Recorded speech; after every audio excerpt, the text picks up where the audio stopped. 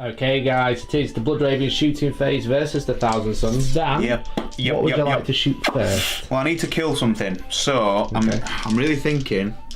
Your characters are there, and I've got some snipers, so I'm thinking I probably should kill them. Okay. So I might go. Ahriman's there.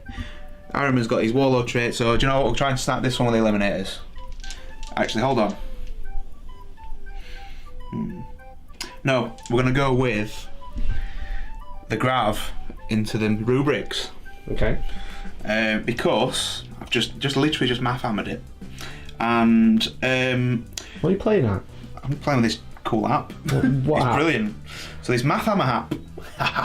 Hey guys, the new Math Hammer app that's brand new to the App Store revolutionises the way you can work out the effectiveness of different units across the game. There's a bunch of cool features that you can use to represent different units and abilities. It has multiple weapons to see the full damage output of a single unit instantly, full support for rerolls, modifiers, exploding stickers and much more. For example, instant grav that we were about to use, it knew that we needed to reroll wounds and damage rolls, as well as take into account like chapter masters nearby, etc. It has full profile analysis in one click. You can see return of investments. You can compare points values for the attack and defender to work out how effective one unit is killing another, and then gain the points value of that. You can quickly input and save attacker and defender profiles and get instant results for your saved profiles as well. I wouldn't promote something on the channel that I don't believe in. I've used this app personally, and that is hands down honest truth. I have used this myself to work out what units I want to take at the next few tournaments I'm going to in the near future. Massive shout out to Math Hammer for coming forward and supporting us, so hopefully you guys can help them in return. Like they let us basically do anything we want, so it was really cool, so thanks for that. You can find the app on the App Store, search for Math Hammer and make sure you look for the correct logo and get that cool app. So thanks to you guys, and hopefully you enjoy the video.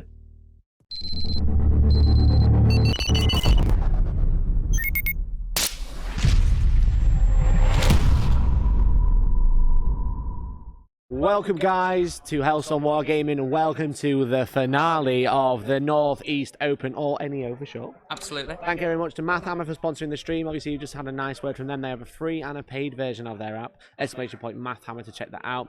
Thank you everyone who's tuning in. Today we have the epic final, round 5 of this 100-man ITC major. Yes, and what a weekend it has been. We've seen a load of different armies on our stream table.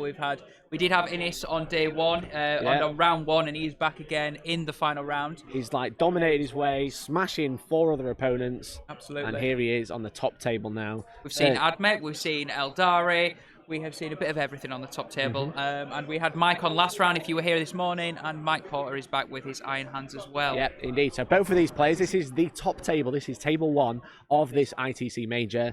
It is Mike with Iron Hands successors versus Grey Knights. The brand new hotness and the old newish hotness, because it's new, it's a new list. Yeah, absolutely. So obviously with the Space Marine FAQ fully in play, Iron Hands can only stay in that Devastator Doctrine for the first turn, and also they're using the brand new ITC mission, so you're going to see stuff like the Postman part, the Sapper, like getting a drink from an objective, like... You are not allowed this drink, I have got my straw in this drink. Yeah, That's exactly. basically what Sappers is. Don't touch my straw. It's mine. Yeah, but I'm pretty sure I like to think we might see the Postman this time. We definitely saw it in round 4 with Mike. Maybe he'll take it again, we'll see. Yeah, we'll have to see. He only got 2 points from it, though. He tried to get 3, but I had to go and tell him off. So it should be interesting. But we are playing the ITC Champions Pack, which is a brand new mission, rules pack that got released on Friday. Hellstorm is a meme stealer. Chapter Master Valrak in the chat. You are a giant meme stealer. Alright, we love you, but at the same time, you are literally made a stealer. 10-minute video from my Twitter. Good luck to both, but need to back the Scot. Yeah, so Innis from Team Scotland and Mike Porter from Team England. It's England versus Scotland. It's like Braveheart. Yeah. It's Braveheart, everyone. Yeah, in Newcastle. Yes. In Newcastle, probably the same. Innis, when he came on our 40K Invitational thing, I made him do the Braveheart speech. So I think maybe we should play it. That should be pretty good. He has big NPC energy. He is the chairman. He sits there and just says nothing, gives you a side quest, and then goes. But otherwise, so we are playing the ITC missions, but we are playing Precious Cargo, because this is a precious time of life. Hold it and look after it, basically. Exactly. So there's going to be 5 objectives on the board. Both players have moved one of those objectives and called it their Precious Cargo. That's what they want to protect. If either player holds 3 objectives at the end of the turn, or the Precious Cargo, they get a bonus point. It's ITC, so you kill stuff and hold stuff to get points. You kill more to hold more to get points. And then they have the 3 secondaries, which we're going to be going through in a minute. Yep. We have Iron Hands right at the top. Imperial Fist are slacking this weekend. They are, after they lost their Devastated Doctrine and not quite having the stratagems that Imperial Fist haven't quite got the same stratagems that Iron Hands have to still keep them competitive. So all of the typical Imperial Fist lists are going to have to change. It'd be interesting to see how they change for the meta. I think Fists have actually suffered more from the Doctrine changes than Iron Hands, because we've seen that Iron Hands have been able to adapt and just bring more intercessors, maybe half stock about bolt rifles, half normal rifles. We will see, but I think the Iron Hands still have some answers, and I think the Fist really relied on that, being able to stay devastated for the entire game. So the Iron Hands are still relying on Mercy's weakness for the double wounds on 6s. They've also got that other stratagem where you can have a wound go back into Devastated Doctrine, as well as keeping the other Doctrine still in play, to have units in either the Assault and the Devastator, or the Tactical and the Devastated Doctrine at the same time. It was never used before, but now it is, because they actually have to move out of that Devastated Doctrine, which never happened. So it should be interesting, but it looks like the players are just discussing the final secondaries. Have they done the secondaries already? No, they so haven't I'm just done hearing. secondaries. No, so I'm just hearing from the stream. They've been discussing secondaries now for 10 minutes, and it's a real sort of. They're going a big backwards and forwards between them, having a bit of a laugh at the same time, but they're really struggling on deciding which secondaries to take. So far, I've got the Ennis is taking Butcher's Belt and King of the Hill, but doesn't know on his third, and I've got that Mike is taking Gangbusters and Recon, but again doesn't know on his third. So again, there's a lot of chat going on about secondaries right now. Well, it looks like you're going to be stuck with us for a little while. What a treat this is for the chat. Hello, chat. But yeah, it should be a really, really fun game. So thank you everyone who's tuned in. Thank you everyone who's supported us over this weekend. It's been an absolute blast to stream. This is the final game of the day, so make sure you tell all your friends, tell everybody about it. We want to beat a record of 300 people watching all at the same time. Currently, we're at 150 by the looks in it. So come on, get your friends, get your mum. Share it with your friends, tell everyone about it. The dogs have YouTube channels. Can we get dogs streaming this, maybe? Why not? Why not? Any device. Everyone owns at least 3 devices these days. Put it on all 3. Put it on all 3. So let's go and have a look at the top-down table. It looks like deployment has just started. So here we are. We have Precious Cargo. We're going to have to sort out the score boxes again, because they always get moved. Yep. However, it is 5 objectives, as you can see. We have 1 in the centre. Objective 1, this one, is Innis's. It is correct, yes. Precious Cargo. And then objective 2, this one, is Mike's Precious Cargo, right? Yes, that's correct, yep. So, as you can see, there's a little poker chip on there. You can see maybe just a little red poker chip on there to see that that is Mike's Precious Cargo. So, as I said, you've got kill 1, you've got hold 1. The bonus mission, if Mike holds this objective, or Innis holds this objective, then they will get the bonus point at the end of their turn. It is Spearhead Assault. Mike has chosen to be the defender, so he had to roll for deployment, and he can re-roll it if he wanted to. So he chose to go second. Yes, it's a tiny bit different in the pack as well, because if he was given defender, he could have rolled 2d6, couldn't he? Re-roll duplicates, so then choose from either. Absolutely. But so he initially rolled Spearhead Assault, which is obviously pointed on of war, but then he decided to go for... That was terrible. Your skill with paid, I mean, the really high tech that you are using is horrific. Tech, yes. So yeah, so it should be an interesting game. So thank you everyone for tuning in. We're hoping to bring you some of the best coverage we can ever or will ever do. Absolutely. Just to finish off on the secondary, so I can confirm that Innis's final one he's going for is behind enemy lines. Obviously, with his Grey Knights, you would hope the deep striking and board control potential should get him some points on that. Yeah. And then just finishing off with Mike, he has gone for the Postman and is on his Smash Captain, which is what he did last game as well. Okay, so Gangbusters, Recon, and the Postman. So do you want to go through Mike's list while I sort out the screen? Yeah. So Mike is currently second in the rankings here today. Innis is at number 1. So we'll go through Mike first, who's currently sitting in second. So he's bringing a double battalion of Iron Hands. They are Iron Hand successors, so it's Master Artisans and Long Range Marksmen. Master Artisans allows you to reroll 1 hit and 1 wound in every squad, and Long Range Marksman adds 3 inch to any weapons. Again, that's really good for Assault Centurions coming down and being able to grab pod and stuff like that. Super good. And it's Scorpius being 51 inch. So. Yes, Chris, that's what's the useful bit. Primary's Lieutenant is the second, is one of the HQs. Then we have a Captain, it's a Smash Captain. He's the Warlord and the Postman today, coming with his standard Storm, Shield, and Thunderhammer. In the troop spot, we have an Infiltrator squad, 5-man. We have an Intercessor squad, 5-man, with Stalker bolt rifles, and a Scout squad. Normally, the Scout squad do go in the drop pod, but we'll come on to that soon. That's what happened last game. Then, into the heavy support, we have the Grav Devastator squad. There's 5 of them with an Armorium Cherub and a Sergeant. The Eliminators, as well as a squad of Eliminators, 3 of those. Nice. Dedicated transport, as said, we have the drop pod. Last game it was used for the Devastator, the Grab Devastators, and some scouts. We'll see if that happens again. Now moving on to the 2nd battalion, we've got 2 Katie HQs. Ways, thank you very much for follow. Hey, thanks for the follow. We've got 2 HQs, 2 Chaplain Dreads, both with twin lance cannons. One of them has a litany of +1 to wound, and the other has a litany of +1 to hit, if I could get my words out. Troops, we're moving on. We have 5 squads of intercessors, all 5 men, all with Stalker bolt rifles. Then into the elites, we've got the Assault Centurions, Flamers, Hurricane Bolters. We know what they do. They rock and roll. And a Relic Whirlwind Scorpius, the Scorpius multi-launcher. Finally, back into the heavies on the 2nd battalion, we have 2 squads of Eliminators, both 3 men, so that takes the total Eliminators for the army up to 9, and a Thunder Fire Cannon. Mike rocking the Iron Hands there. There you go. Hey guys, can you change the way that you label armies in point section? Instead of writing it Astartes, could you write Astartes Iron Hands and Astartes Iron? That would be much more informative. Sadly, we can't because it's all through ITC battles. So currently, ITC battles it's just Astartes, so we can't change that at our end. So I apologise. But at least it's 2 different armies. It's Grey Knights versus Astartes. Yep. So, and that being Iron Hands, and hopefully, with it being saying Iron Hands in the title, hopefully it's not too confusing for everyone. But I apologise, we can't physically change that unless we manually type it, and that sounds like a lot of effort. Andy, I don't. Thank you very much for the follow. So we'll go through Innis's list now. So obviously playing Grey Knights, being the new hotness, being able to shoot through walls, getting all those extras tide of guns, as Innis called it yesterday. So the tide of convergence, so all the side weapons doing extra damage. So I'm just going to pull up his list now. Just you'll be able to see that Innis has finished deploying. One thing that he knows now is because there's no Seize roll in the new ITC pack, he can deploy aggressively if he wants to, obviously. Yeah, exactly. So he's got no danger of Mike coming at him. Yep. So, and just a quick word to Neil that there is no Super Smite because it's Grey Knights. So there is no Super Smite. So Innis has double battalion. He has a brother captain with a warding stave, Terminator armor, and a silencer. And first into the fray, so all units within 6 can re-roll the charge range.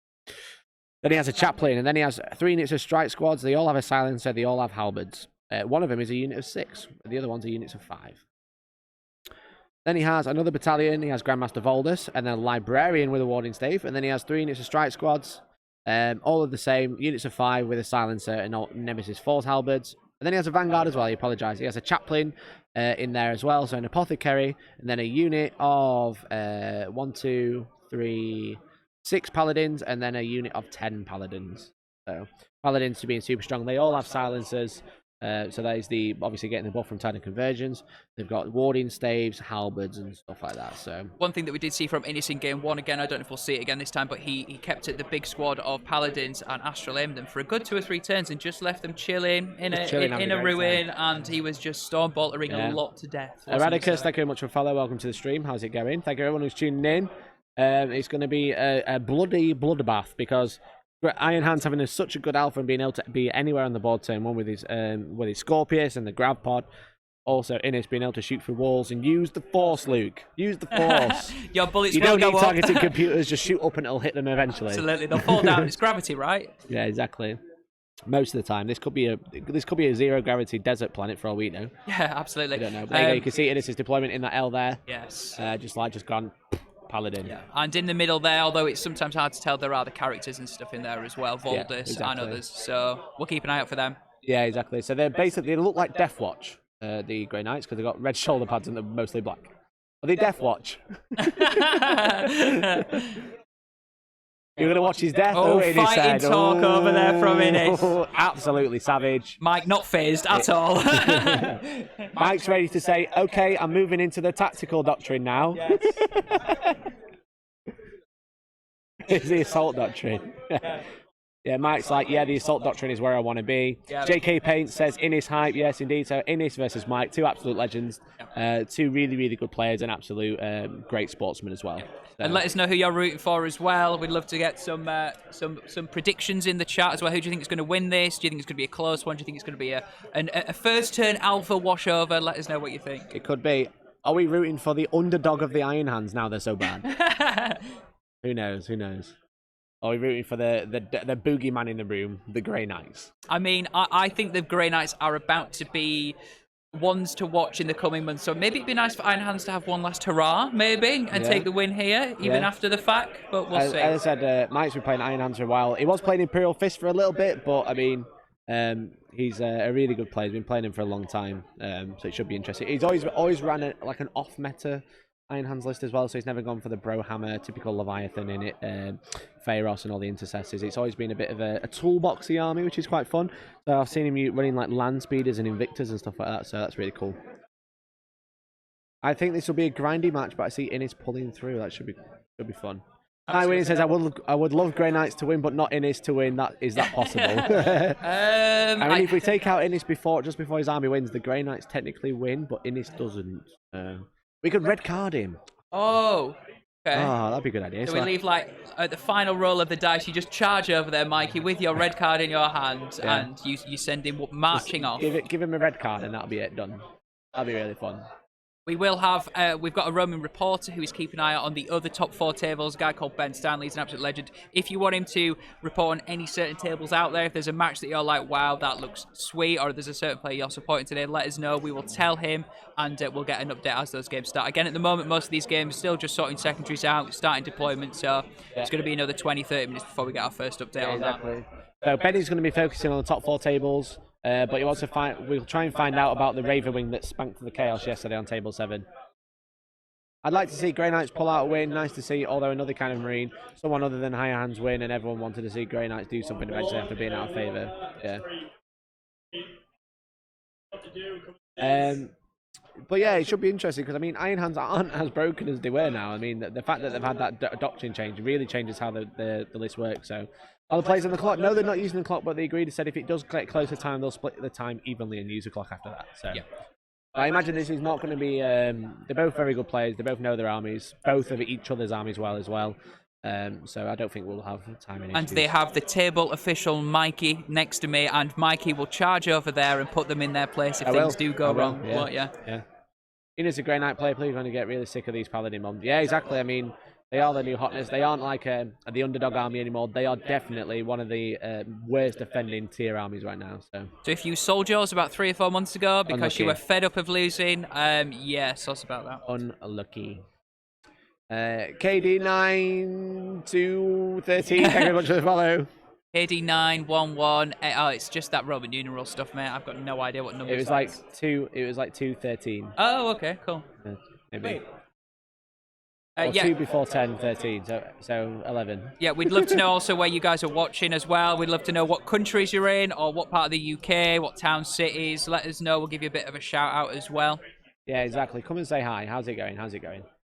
Again, it's not a very interesting list. Would be nice if anything else had been gotten good. Neil, can you tell Mike to make sure the L on the right-hand side, the small L nearest Scorpius, is straightened up before the game starts, please? Because it's not correct. It's been knocked. Before they start, Neil, can you tell them that little L at the back? Can you get it straightened up, please? Snakebite, thank you very much for the follow. Neil, the little L in Mike's deployment zone, can you tell him to straighten it up before they start moving, please? It's just been knocked and it looks terrible. Thank you. Right, looks like we are rolling off and about to get started. Texas, Austin, there we go from Tom. How's it going? Good on for using the FAQ. Yeah, they are using the FAQ this weekend. Nightmares, my raid didn't go through. Oh, I'm so sorry about that. Let's see if the alert's there. Just so you know, the drop pod is obviously in deep strike at the moment and just has the grab devastators in for now. He's not put the scouts in like he did on the previous round. That's for Mike. Mikey's keeping an iron grip on the table. Yes, I am, for these Iron Hands. Absolutely. And the Grey Knights. I'm going to make sure they play it properly and do it well. But, you know, we're not here to bully them, but if I need to, I will. Some interesting places people are listening. Toronto, Canada, Snakebite Jeff. I'm watching you knocking that terrain, Mike Porter. KD19 in Wisconsin. Hello, everybody. Hello from France, Paris. Thank you so much for everyone who's tuning in. Nightmares, I apologise for that raid not coming through, but thank you very much for hosting, along with Imperial Bunker that did not pop up either, but I can see your notification my end, so I apologise that didn't alert. I think there's like a minimum alert for an alert. I think it's 5, so we're just below that. Good old Halifax, representing from Yorkshire. Wow. Get the jug of gravy, lad, and sit down and enjoy this. That's it. So here we go. Just going into Innis's turn 1, moving those paladins about.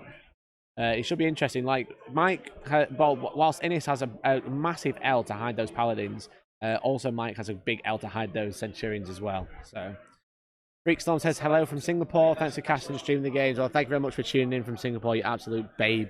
We got Minnesota and USA for Jasper and Bugman from Denmark. Welcome in, everyone. Thank you very much for tuning in. It should be an epic game to watch. We are just rolling into turn 1. You are in the perfect time to get comfy, put on a cup of tea, get some digest. We got digested. Get some digestive, maybe some chocolate on if you want to be cheeky. But yeah. From Cheyenne, says Dylan. Looking forward to seeing the post-FAQ fight versus the new Tide Surfing Grey Knights. Indeed, yes, indeed. Oh, I can see them on their surfboards, arms out. Which skateboard's faster, the fact one or the surfboard? Phoenix Gaming 45, thank you very much for the follow. Welcome in. Welcome, welcome, welcome. So I said we are playing Precious Cargo. The secondaries for Innis are Butcher's Bill, so that's kill 2 units a turn. King of the Hill be in middle of the table with 2 or more units, and behind enemy lines, so be in the deployment zone as well. Obviously, Innis has a lot of deep striking strike squads, so he does have the options to do that. For Mike, he has Gangbusters, so that's kill the Paladins, Recon be all over the board, and Postman, so get that Smash Captain delivering his letters and his newspapers to every single objective on the board if you can. There you go, you can see the Paladins. They are black, but you can kind of see where they are at least. Hello from Huddersfield, says Ball Bizzle. How's it going, bro? Looking forward to meeting you.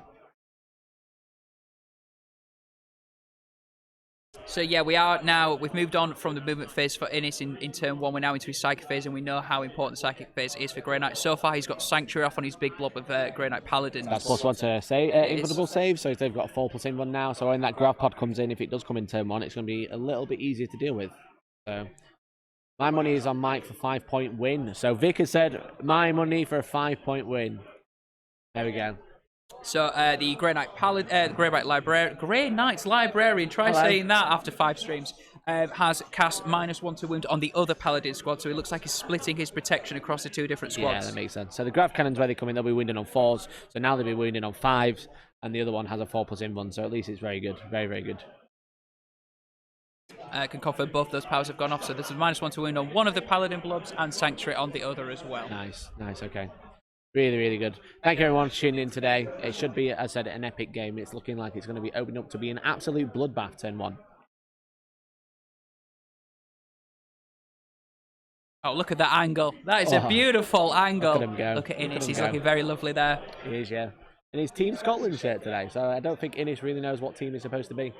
Probably a Glory supporter, so... Yep. Innis just casting to give himself the extra CP, and just giving himself 3 extra CP. Nice. Gotta love Grey Knights when they can do that. 13.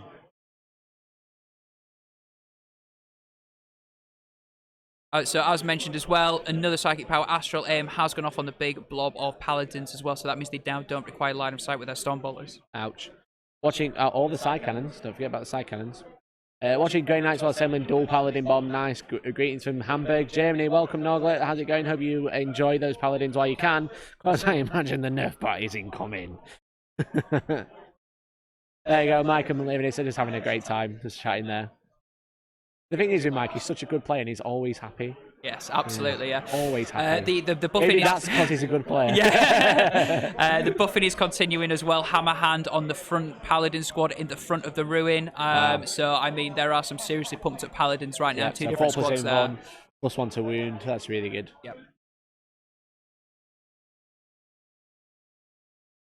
There you go, so just checking some ranges for what units you can shoot. Some scouts that are hiding behind this little ruin here. So we're done with Psychic. We're now onto some shooting. It is Shooting long phase. Psychic phase, but yeah, we know the Grey Knights do love their flashy mind bullets. Yeah, so he's going to spend a CP by the looks of it. I reckon Cybolt ammunition. And he's in the tide of convergence or tide of guns, so he's going for an all-out alpha.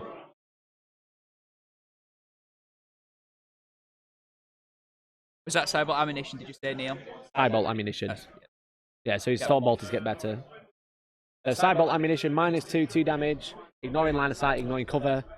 So he's splitting fire here as well with his Paladin squad that are Astral aimed and now have Cybolt ammunition, and he's splitting on the Infiltrators and the Scouts. You'll be able to see the 2 squads just hunkered up there. One there. Infiltrators here. Yeah, and the Scouts top up there. Yeah. What is the Grey Knight list? You can see the Grey Knight list on BCP, but it is basically a 7-man Paladin bomb, a 10-man Paladin bomb, 6 units of strike squads, 2 chaplains, a librarian, and a brother captain. That is actually the list. Yes. I've memorized it now. Literally it, yeah. Obviously, again, the Grey Knights having so much in deep strike. I believe 6 strike squads are in deep strike for them. But Mike himself still has some stuff up in the sky. He's got a drop pod with the grab devs in there as well. Yeah, exactly. So that's going to be the linchpin. That's going to be like a turn 1 flat slap down. That kind of do enough damage before turn 2 comes in, before I have to go into that tactical doctrine, which he doesn't really want to do. Absolutely. Especially because he won't be able to put the grab devs back into Devastator, because if they're off the board turn 2, he won't be able to use distract them on because it's the start of the turn. Absolutely. So far down to 1 scout at the top. Looks like he's probably not going to last too much longer. And again, like I said, this squad that are Astral aimed are splitting fire, and the infiltrators at the bottom will be picked on next. Yeah, exactly. Gets rid of Mike's board control early on, and it lets him power in for turn 2 deep strike if he wants to. But I imagine he's probably going to bring the drop pod down turn 1, try to deal with a big Paladin bomb. It looks like he's got a nice deployment deep strike zone over here, because there's nothing screening this. So come in, maybe on the objective here, or he could go for like maybe a long range, sit over here and just nail those Paladins. Yeah. So we'll see. Again, and obviously with this mission, obviously the bonus as well. Each of them have the cargo that they're holding, and we can obviously you can see that Mike dragged that objective back a few inches to just try and get closer to that Chaplain Dread, and obviously Innis has moved his forward to try and get closer to the middle, because obviously he's taking King of the Hill as well. It just nudged a little bit. Did you see that? Oh, cheeky. At least it's moved backwards, not forwards. Yeah. So he's got, because he wants to play King of the Hill, he wants to be here, so he can like grab that objective as well and protect it from Mike. You'll be able to see that obviously the Paladins have made short work of those infiltrators that were hiding, and obviously there's only 1 scout at the top. Alive. Yes, yeah. I wonder whether they'll do what morale will be like for them. Morale. Looks like they've passed. Yeah. That's kill 1. That's hold 1. That is no Butcher's Bill or King of the Hill or behind enemy, or maybe King of the Hill. Maybe, I guess we'll see if they've measured up. Maybe not. I don't think so, because it is 2 multi-model units, so it's just 1 Paladin bomb won't be able to get that. So there you go. Look, Mikey's thinking about that back corner deployment. How's Mikey spotted? Ooh, oh, you know what's going on, Mikey. Big brain time. I know this game, kind of. So yeah, again, stick in the chat who you think is going to win. Which arm you're liking the look of. 3 CP that round, but obviously gaining 1, so back down to 11. Dice on the floor. Dice on the floor. Innis is angry about not killing that 1 scout. There you go. So going into turn 1 for bottom of turn 1 for Mike. So obviously Innis at least securing kill 1 and hold 1. We'll see how Mike gets on. Guys, how do you think this turn's going to turn out? The Centurion's getting right in the middle of the board, which is good. But obviously the Grey Knights can just see through their Zell, so it's not great. Warlord trait on Grey Knight, do you mean? GUI? Warlord trait on the Grey Knights is the first into the fray on the Chaplain. So reroll charges within 6. We will be going around the top table soon as well, so hang fire for that. Ben will be giving us a rundown of what's happened so far across the top tables, of the people who are in contention to win the NEO today.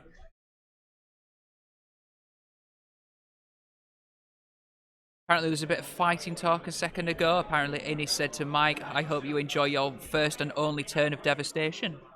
So some more fighting talk from Innis. Wowzer. No chill whatsoever.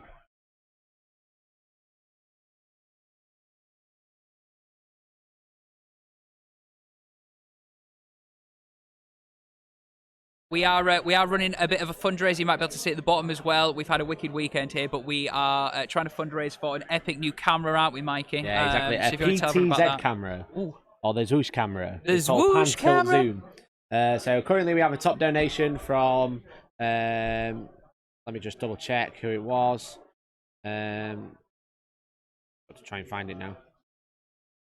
I need to check notifications on this. But basically, whoever out donates today and donates the most to the camera fund for us will walk away with a set of Hellstorm objective markers. Signed objective markers. Currently, it's £20 is the bounty. Nice. If you donate more than £20 to the GoFundMe, we're currently over £1,000. We're actually nearly closer to £1,100 through all the donations we had through Streamlabs and PayPal and stuff like that.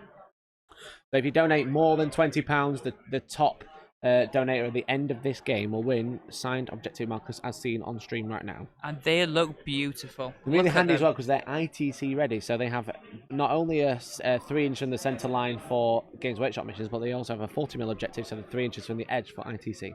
So they're ITC ready objectives. So that's about it. So I think we're going to get an update from Ben.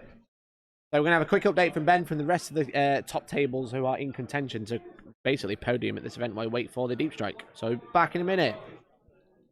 Hi guys, welcome to round 5 at the Northeast Open. We're focusing on the top 5-7 tables now in this last round. Obviously, you've got table 1 being done by Tom and Mikey. Sounds like a really interesting game already. Table 2 is Comrade against Matt, which is Eldar against the Possessed Bomb. Comrade's taken Headhunter, Old School, and Behind Enemy Lines, whereas Matt's taken Engineers on 2 of the Plague Burst Crawlers, Mark for Death and Ground Control.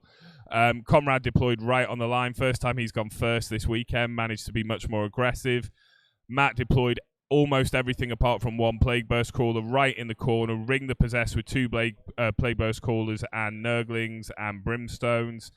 In response, Comrade phantasmed over his Shining Spears, managed to get straight into the Plague Burst Crawlers turn 1 with a full charge. So he's now looking to really hold Matt back in that corner and then establish some board control. Table 3, Callum against Matt, which is Raven Guard successor Centurions up against Sisters. Callum's taken Headhunter, Butcher's Bill and Behind Enemy Lines, whereas Matt with the Sisters has taken Recon, Reaper and Behind Enemy Lines. Not a lot had happened there last time I was at the table. Table 4, which is Bernard Lee against Dave Martin. Bernard's Raven Guard successor Centurion spam against Dave's Imperial Fists. Bernard's going first. He's taking Gangbusters, Recon and Headhunter, I believe that is. Whereas Dave's also taking Gangbuster. Unsurprisingly, both players taking Gangbusters with, I think, 25 cents on the board, 24 cents on the board, something like that. He's taking Gangbusters, King of the Hill, and Butcher's Bill. Not sure that Butcher's Bill was a great move for him, he said to me. Bernard's pre-moved pretty much the whole army up. He managed to get a Smash Captain and a Bike Captain into the Imperial Fist Centurions turn 1. He's already managed to kill 4 of them. The Smash Captain fighting when he died. And then the Bike Captain taking out another 2. He's also managed to get some scouts into some intercessors. He's managed to move all his eliminators up into range, take down some stuff, and he's also established a nice pocket for him to bring down his Assault Centurions next turn, as he's got the majority of the board control currently. Table 5, Dominic Graham versus James McKenzie. Dominic went first with his Guard and Blood Angel Smash Captains. He's taken Recon, Old School, and Headhunter, whereas James has taken Reaper, Ground Control, and Headhunter. Guard have pushed up straight away. Dominic's managed to get into James's Warlord and score a point for Old School there. So James is just beginning his first turn now. Table 6, which is Tom Higginbottom against Gaz Jones. Gaz has gone first with his Eldar list. He's moved everything up, trying to use the larger vehicles with Fly to screen out jumping boys. Tom's deployed mainly in the corner. A lot of boys in the teleporter, now starting to move up in response. And then Table 7, which is Kenneth Knott's Raven Guard against Paul Dennett's Dark Angels that we had on stream yesterday. Raven Guard have gone first. They've taken quite a lot of board control. I believe they managed to kill Samael turn 1. They may have sniped an Apothecary as well. So Paul's just responding now. Kenneth's taken Engineers, Big Game Hunter, and Behind Enemy Lines, whereas Paul's taken Recon, Gangbuster, and Butcher's Bill. So Kenneth also put Tremor Shells into both units of Black Knights, trying to slow them down, really reduce Paul's threat range. So that's the top 7 tables at the moment. If you've got any other tables that you'd like us to check out, let us know, guys. And I'll hand you back to table 1 with Mikey and Tom. Welcome back, guys, to the Northeast Open. This is table 1 of the final. This is 100-man ITC. We are live from Newcastle. Thank you very much to everyone who's tuning in, and thank you to Mathhammer for sponsoring the stream. They're super awesome. Exclamation point Mathhammer. Let's post that in the chat right now. Exclamation point Mathhammer. Make sure you check out their app. It's super cool. You can work out the probability of Grey Knights being on the top tables for the next 6 months. You can work Maybe out, high, would you say? yeah, you We'll can work see. out the probability of everyone selling their Iron Hands 3 days ago. But yeah, so thank you very much to those guys who sponsored the stream, help making it possible. Thank you to the majority T3 guys who invited us out to stream this event, and thank you to you guys at home for tuning in, and thank you for Tom Oh, hi. for being absolutely awesome. Do you want to tell us about what's happened on this game? Yeah, so far quite a bit's happened. So as you can see, we've moved from the movement phase into the shooting phase, but just a bit of a recap. So you'll see that some intercessors at the bottom right have come out and advanced. We've actually only got a 1-inch advance. Seems that Mike is quite conscious about a gate of infinity and he's still trying to zone out, obviously, the deep striking strike squads. You'll see as well that there's a squad of intercessors as well. They were just trying to make a move over to cover the front of the Chaplain Dread. But again, they got us low advance. Then we're now into the shooting phase. You'll see the eliminators that are blue on top of objective 4, yeah? There was an apothecary there they could see, and they have managed to take it out. They managed to get 2 mortal wounds and 2 D3 damage, and they rolled 6s on that. So 8 wounds on the apothecary. Wow, It got absolutely blown out of the Grey Knights. Sort of huddle in the middle there, and it did decide to. Innis did decide to play the strat that allowed him to fire in death, but he did no damage in return. Wow. Okay. So quick rundown: we've got Innis with Grey Knights versus Mike with Iron Hand Successors, Master Artisans, and Long Range Marksmen. So Innis's list is 2 big units of Paladins, 1 unit of 10, 1 unit of 7, and we got Chaos Marine with a £1 donation, Blood for the Good Blood God, Skulls for the Skull Throne, Mike for the. Is it milk for the corn? Milk for the corn. I thought it said we'll take milk for the cornflakes. Nice. You'll also be able to see, sorry, one thing I missed off. Bottom left is the drop pod with the Grav Devastators as well. Yeah, exactly. So two big units of Paladins, 6 units of Strike Marines, all with a Silencer, 2 Chaplains, Librarian, and a Captain, Brother Captain. So in the Iron Hands list, we've got 2 Chaplain Dreadnoughts, we've got Smash Captain, we've got Scorpius, we've got a Grav Pod, we've got 3 units of Eliminators, we've got loads of Intercessors, we've got Thunderfire Cannon, and there was some Scouts and Infiltrators as well. Yes, they did get blown off the... They did get blown off the table. They did not last a long time. So that's a really rough idea of what's on the table right now. Obviously, the Paladin taking a beating up here from the Grav Pod by the looks of it, as well as the Scorpius and the Thunderfire Cannon, just nailing them in this devastated doctrine for turn 1.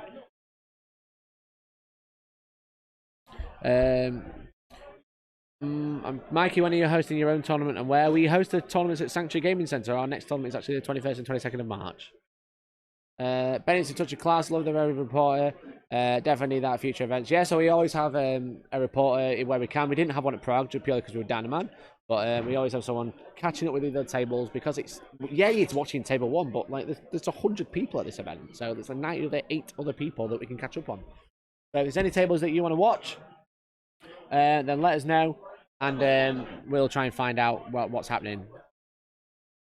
Just trying to work out where all these dice are being rolled out at the moment. Neil will give us an update in a second because there is a lot of dice being thrown around. Just trying to work out what is shooting at what. Bear with us.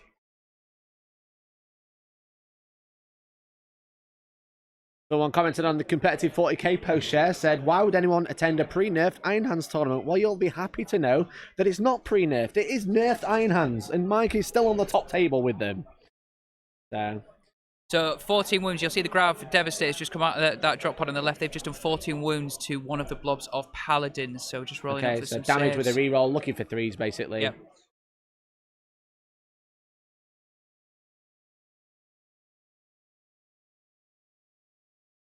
And it's casually firing on death with a gun that apothecaries don't have. Maybe that wasn't what the situation was. I think it was the Paladins firing on death. Hey Malik, how's it going? Welcome to the stream.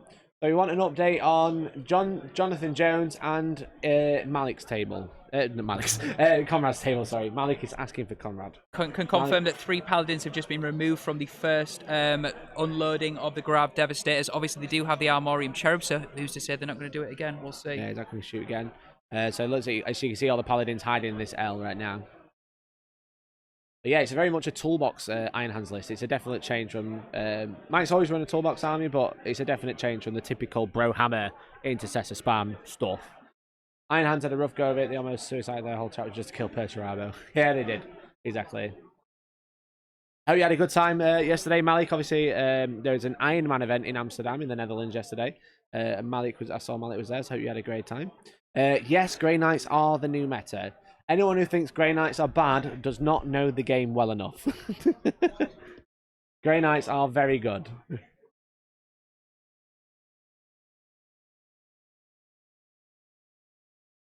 So actually, Conrad, Ben's just getting an update from Conrad's table now. He's actually on table 2 by the looks of it. Table 2. So taking some Feeling Pain, I think. Land Raider Grey Knight spam is not good, but Grey Knights in general are good. You're taking vehicles in a Grey Knight army, you're doing it wrong, sadly. So that was the Thunderfire Cannon that took 2 wounds off one of the Paladins, leaving him on 1. Nice. The Paladins having 3 wounds. That's going to get quite a few points of Gangbusters this turn, yeah, neutralising one of the main threats of Ninnis' army. Is this the final game? Yes, this is top table 1. Whoever wins this is likely to win the event unless there's a weird score jump. But I imagine this is Innis or Mike to take the win at the Northeast Open. The first UK major to use the Space Marine FAQ. This is 40k in its most current form. You could say sort of before people like discover the meta, it's sort of like trying to find new ground, isn't it? Post this FAQ. One thing we have that's just happened just before we come to the bottom of this turn for both players. One of the remaining eliminator squads of 3 fired into the chaplain for the Grey Knights and took him down to 1 wound. So yeah. he's limping around, but will he hold on? I'm pretty sure he will. I don't think there's any guns left to fire. So I think we're at the bottom of turn 1 now. By your Paladins, well, they say that, exactly. The lists are on BCP if you want to check those out, but we've had a couple of rundowns. The Grey Knights have 2 big blobs of Paladins, 6 strike squads, 2 chaplains, 1 librarian, and a brother captain. The Iron Hands have 9 eliminators, Scorpius Integrator, Relic Scorpius Whirlwind, Thunderfire Cannon, Intercessors, Grav Pod, and 2 chaplain dreadnoughts is the bulk of the army, and a Smash Captain, who is the Postman. It's Postman Pat. But there you go, look like that's the end of the turn. Mike gets kill, hold, and hold more. 3 gangbusters already, 1 recon, and a postman as well. All the strike squads have halberds and a silencer in there. 1 unit of 6, and then 5 units of 5. So obviously top of turn 2 now. Litanies that have gone off. The Grey Knights have got the +1 AP litany off and the +6 inch range. Unfortunately, no Iron Hands litanies went off at all. Oh, okay. Could be a swing on turn 2. We'll see what happens when Innis decides if he's going to bring any strike squads in from so deep really strike. strong turn from Mike there. Obviously getting loads of points of gangbusters, which is crucial. So it does look like it's like really in Mike's favour, but I mean they're just because of that particular secondary, which is really good against Paladins, for example. It's every 6 wounds you do, so he's killed 6 Paladins so far. Absolutely. So. Also getting a point for the postman. You'll see on objective 2. For Mike, there is the chaplain dread, and also we have the postman. The postman Smash Captain as well, and he'll be doing some bouncing around throughout the game, trying to get onto these different objectives and scoring those points. The small Paladin squad has just been neutralised by the Grav Devastators, which are here. So these are the Grav Devastators of Mike's. They've just like everything basically shot into the small unit of Paladins and killed them. So there's 1 big unit of 10 left. Is that correct, Neil? On this side, is it just 1 big unit of 10 Paladins left, or is there still? I think there might be 1 with 1 wound. We're just going to get an update about how many Paladins are left.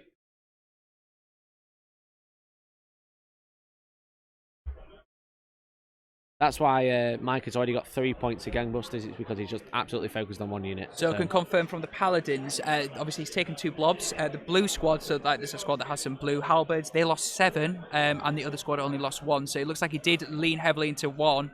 Into the bigger squad, was it? Yeah, okay. Into the bigger squad. But The he one has unit left of about 6 he's left and then- about 4 or 5 in 1 squad and a couple in another. So there's still cool. some in there. Oh, but there you go. That's where all the Paladins and the characters are hiding now, just enjoying this L, hiding from most of the firepower. The thing is this Grav is going to die next, but then the Assault Centurions are going to be able to come out and make a charge, maybe. So Yeah. unless he deals with him, which he could do, because if he gets Astral Aim off, Cybolt Ammunition, the silencers, because we're in the Tide of Convergence, so the side cannons are doing extra damage this turn. Well, until he changes. So it should be interesting. Innis is just planning his next moves, I think. You can see Innis's legs here. He has very nice legs. He's wearing some dark blue jeans today. Just a bit of sort of a chat from the table. Mike just beating himself up a little bit because he forgot about the Armorium Cherub and he didn't use it on his Grav devs. No. And he has just pointed out to Innis to say that look, he can use it next turn if they're still alive. That's the thing, isn't it? So yeah, interesting. Wow, okay, that's a big misplay. That's a real shame. Yes, me with £1. Screw you, Adeptus Sororitas. Thank you so much for that donation, dude. You absolute legend. By doing that, it massively reduces the effectiveness of very nice force multipliers like a cyborg ammunition. Yeah, exactly. So not having one big massive squad to castle or like Astrolabe and shoot was for shoot through walls, and cyborg ammunition now is it can still shoot, can still do well, but it's not as much. It's like it's a unit of 5, not a unit of 10 or a unit of 7. So yeah, exactly. Reducing the force multipliers, Vic says. Well, also, welcome, Vic. How are you? Yeah, hello. Thanks again for your donation yesterday, babe. And he's just weighing up. With his larger remaining Paladin blob, he's thinking about moving it through the wall onto Objective 3 and considering a charge into the Grav, into the Assault Centurions, because they wouldn't be able to overwatch. But he's just thinking it's a long charge, so he doesn't know whether he wants to take that risk or not, hence why he's just been stood in the movement phase thinking about it. So you can see him now, he's sort of looking about moving something through the wall, the ruin, onto Objective 3. It is a bit like a no man's land at the moment, isn't it? The first person to make the move into that is either going to have to make the charge or he's going to suffer next turn. Yeah, exactly. So the 4 Assault Centurions, which I completely forgot to read Mike's list, but the 4 Assault Centurions which are sat in here, Init will want to make a charge on them, but if he fails, they come out, shoot them with Hurricane Bolters in the Tactical Doctrine, because we are in the Tactical Doctrine now, and we'll be able to charge them as well, which would be bad. Iron Hands in the Tactical Doctrine. Who thought they'd see the day? How bizarre. I mean, we will also get them. Well, if this game goes to turn 4, they could be in the Assault Doctrine as well. Something again we never thought we'd see. Strike Marines can still pick up the Grav Devs. Yes, they can. Yeah, so you could see some Strike Marines. Strike Marines land here. Be quite good. Shoot into here. Charge maybe. Yeah, or maybe just shoot them off the board. Maybe we'll see. Yeah. With Transhuman, maybe the Ascents don't die with 4+ to wound. It should be interesting though. There's a lot of damage coming through. Whether he gets Astrolabe off, he might not even get it off. Big moment on stream on the table. Mike has just leant over to Innis and said, yes, I would like to move to the Tactical Doctrine. He has done that twice now. Okay, so Mike is moving to the Tactical Doctrine. Wow. Is he sure? Are you sure? Are you sure about the Tactical Mike? Doctrine? No, I don't think you can stay in Devastator. You can for 1 CP, for 1 unit. But yes, he has decided on his own accord to move into the Tactical Doctrine. Because obviously we are using the no FAQ. Yeah. Mike is big brain player, never seen before on camera. But yeah, I mean, again, we know that Iron Hands do have the strat to potentially put one unit in Devastator. But I do think that his army is all right moving through to Tactical. You know what I mean? Oh, look at that! Is that a Hellstormwargaming Whappy Stick for Deep Strike? Fantastic. Product placement at its best, everybody. Mike repping Hellstormwargaming with his little Whappy Stick, which is always handy. Also repping Glasshammer because that's his team for the event. I've heard that all the best players in the country use the Hellstorm Whappy Sticks. Maybe they're like magical. Yeah, maybe. Yeah, maybe they've got powers. Yeah, you're having microphone problems there, Mike. I am. My beard keeps leaking onto the pop shield, so it gets covered in hair. Oh man. If there's any games that you are looking at on BZP in chat, guys, we're definitely keeping an eye on the top 4 tables because those guys are in contention to win the NEO, the Northeast Open. But if there's any games a bit further down the field that you're like, oh, can you just have a quick look at that, see how this person's getting on? We've seen some awesome lists this weekend. We've had a guy called Connor, I think, bring in 100, was it about 180 Termagants? The Termagant carpet looked epic. He's 4-1 right now. Is he 4-1? 3-1, sorry. No, 3-1, yeah. So, again, if there's anything you want to see, let us know, and we will do our best with our Roman reporter, Ben. He will hopefully find that table for you. Hello, House of Frank. Thank you for the follow. We love you. We love you. Owen, we love you. Dylan Grant said, I just won my last local ITC and I used a Hellstorm stick because you're a legend. Yes, Dylan Grant, we love you. Why am I singing? Why am I singing? I've had too much to eat. So the Sisters player who didn't want to come on stream last game because he was so confident he was going to come on stream this game, drew. So now he's not. He's dropped loads of tables. Yeah. We did look at him and we did think he would be making it onto the final table, but he didn't, unfortunately. He didn't want to, so... is this where GW posts saying, yeah, choosing doctrines is a choice, players aren't forced to do it, right before every unit the other way around, pretending they always meant to? Yes. And we delete Confurioso's thing, because that's not true. You don't make up fake news, Confurioso.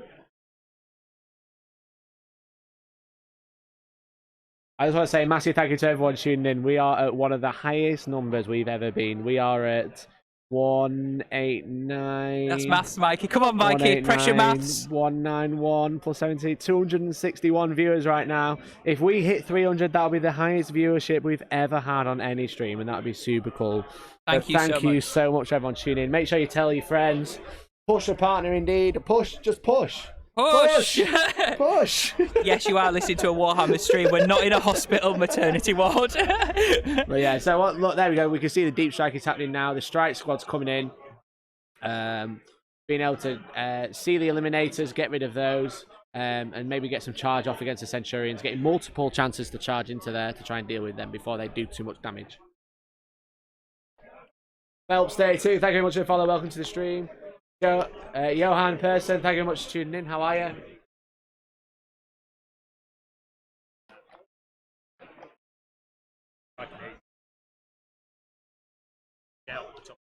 Did you make 12k subs? We did make 12k subs, exactly. Didn't see him because I had all these dice laid out. See out and go. Yeah, so the scout, just realised that while deep striking, there's a scout here, so he's had to deep strike more than 9 away. Astro Boy, thank you very much for the follow. But yeah, we did make 12,000 subs, so we did reveal our shorts yesterday. We're trying to hit 12,500. Were you struggling with numbers there? Numbers, words, and you numbers. Talk to me about numbers, Matt. Tom. Look, just because I did it. Right, was it yesterday? Was it round 3 when I didn't know how many attacks scouts got on the charge? I was like 4 times 5 and you were like 18. It was a bad moment in my life. I'm sorry. And then +1, is that 26? Yeah. But no, Innes and Mike are having a good laugh with each other here as well. Mike actually took a quick break to go get a beer. So, you know, he's obviously taking this game very seriously. Very seriously. Just fine, watching the new Iron Hands is full. Yes, we are using the new FAQs. This is brand new Iron Hands. The Iron Hands are currently in the tactical doctrine because it is round 2. Thank you everyone who's tuned in. We obviously got a lot of stretch goals. We're trying to push the channel. We are obviously trying to raise the new funds for on the new camera. If you are interested in helping out a small family-run channel. When you say family, it's yourself, mate. It's just a family. It's just Mike literally running me. Around for 20 million hours a day. I'm not gonna lie, that's definitely me. If you want to help out the camera, exclamation point GoFundMe. We currently have a £20 donation as the highest donation so far. Whoever is the highest donator at the end of the stream will win some signed objective markers. There is one strike squad. You'll be able to see it on Objective 3. Just come in. I believe the front one is the one with Vortex of Doom. So I think he's thinking about that on the Centurions. That's going to be a hell of a lot of mortal wound spam. Yeah. It's one way to shift Centurions, though, is a Vortex of Doom. Yeah. I mean, it ships pretty much anything. Yeah. So. Again, I think it's quite interesting that one scout managed to survive the split fire in turn 1. It's actually really pushed the Strike Marines into the middle. Yeah. If Ben is listening, could we get an update from Table 12 when you come around as well? So from Table 12. And Taft Jones and Conrad as well. So. Thank you, Dan. Thank you. So we'll be able to get those updates for you soon, probably in the next 15-20 minutes. So there was just an Auspex scan there by Mike, on the Grav devs there. They just did it on the Strike Marines, managed to kill 2. So that's interesting. I know. Yeah, it is -1 with Auspex scan. Obviously not re-rolling those ones anymore because he's in the tactical doctrine, sadly. But excuse me, Iron Hands Tactical Doctrine. Are we sure we're playing Warhammer 40k? We are playing the most up-to-date Warhammer 40k right now from the North East Open in Newcastle. Thank you very much to Math Hammer who sponsored the stream. Make sure you check out their app. It's super cool. You can work out how much damage Grav Devastators will do after they've moved in the tactical doctrine. So yes. Also, Ben, can we get an update from Table 49? And Nick says, tell Tim not to lose. Okay, so no pressure, Tim. No pressure. I mean, if you are on Table 49, I would suggest you've spent most of the day losing. Maybe. I hate to there mention only that. 49 tables. Yes. So maybe Nick's just asking Ben to just walk all the way to the side of the room. Yes, it is a big hall, so maybe he's just trying to get Ben some legwork in. Shift that burger that we had for lunch. Pizza, so. We had a pizza for lunch. I've actually still got some. I had some left and it's gone. I have just received a message in my ear from Ben and he wants me to address Nick McDade personally. He says, if that's Nick, I am going to get him. All right, so I think Ben has spotted, Nick, that you are requested that. Where's my pizza gone? I don't know, mate. What Why would I have nicked your pizza? I had pizza and someone stole it. So movement is done. We are now heading into the psychic phase for Grey Knights. This is turn 2 of the final game, round 5 of the Northeast Open, and we know that Grey Knights do love their mind bullets, so we're pretty sure we're going to have a big psychic phase next. Exactly, yeah. Maybe someone needs pizza size base, maybe. Someone is clearly playing Blood Ravens in this event by stealing my pizza. It's unreal. I think Valrak is hinting that the Blood Ravens are on table 49. Maybe yeah. Exactly. Can't wait this weekend, boys. Hopefully we get you doing Beachhead next year. At least if you're streaming, you're not offering favours to throw games against you. Yeah, exactly. So hopefully you can get it down. Hopefully you can get it down for Beachhead Brawl. I'd absolutely love to, Dean. So thank you very much for tuning in, man. I was spending that weekend with my lovely girlfriend because it was our anniversary, so it was just like the worst time ever to go stream an event. I was like, Georgie, there's an event that I could stream on our anniversary. Do you mind? And she was like, you can go do that. And I was like, that's great. And then I said, I probably shouldn't do that. I flirted with the idea, though, and she said yes, so she's pretty cool. Can we have... What's the opposite of F in the chat, but for an awesome thing? So, like, yay in the chat for Georgie, or... Yeah, yay in the chat. Yeah, Why in the chat. Ready for that deny on warp shaping. Yeah, exactly. So Iron Hands have a stratagem. 1 CP on a 4+. You can deny any psychic power. Yep. That is going to be crucial for some of the psychic powers going off next. So there is a Paladin squad still in the L. They did cast Astral Aim on themselves. Obviously, they're a bit depleted now, but still, Astral Aim doesn't mean means they don't require line of sight. Looks like there was a Perils. We've just seen some models get removed. Indeed, Kaviria, so exactly. The Paladin squad, just a bit of a change actually. The Paladin squad on Objective 3 actually have Sanctuary on, because I think they're thinking about wheeling into the Centurions, and they also did cast Astral Aim on themselves, thinking that they might need to shoot them as well before they go in. There's a lot of wounds in there, just in case he does whiff, he doesn't want to lose them to a counter punch. So. There is constant buffing going on to that Paladin squad on Objective 3 at the moment. That's Hammerhand that has gone off on them as well. So they are Sanctuaried, Hammerhand, and the no line of Ignore line of sight. That's the one. Astral Aim. Astral Aim. Where are the words when you need them? Take your pants off. Excuse me? Family Guy. Excuse me? Blue Harvest. Hey, I know we've spent a lot of time together this weekend, but that's too far. Because someone stole my pizza, I'm really confused right now. Right. Mikey, pass us a digestive, buddy. We're getting the digestives, boys. It's getting serious. This is the top table. There we go.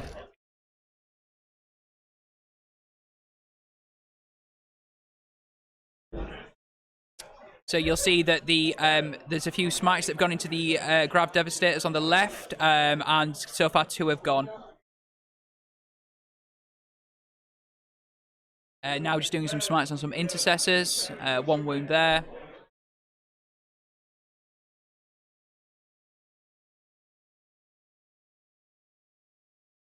Just say big up to everyone watching right now.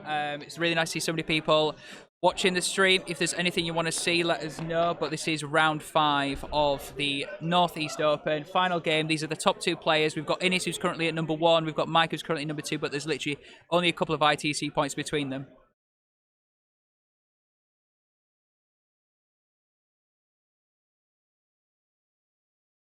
Ouch, so we've just had Perils from Voldus, just took 3 wounds on himself. He in return only took 1 wound off an Eliminator as well, so... The tide the Grey Knights are currently in is the Tide of Guns, or Tide of Convergence, so all the side weapons get that extra damage.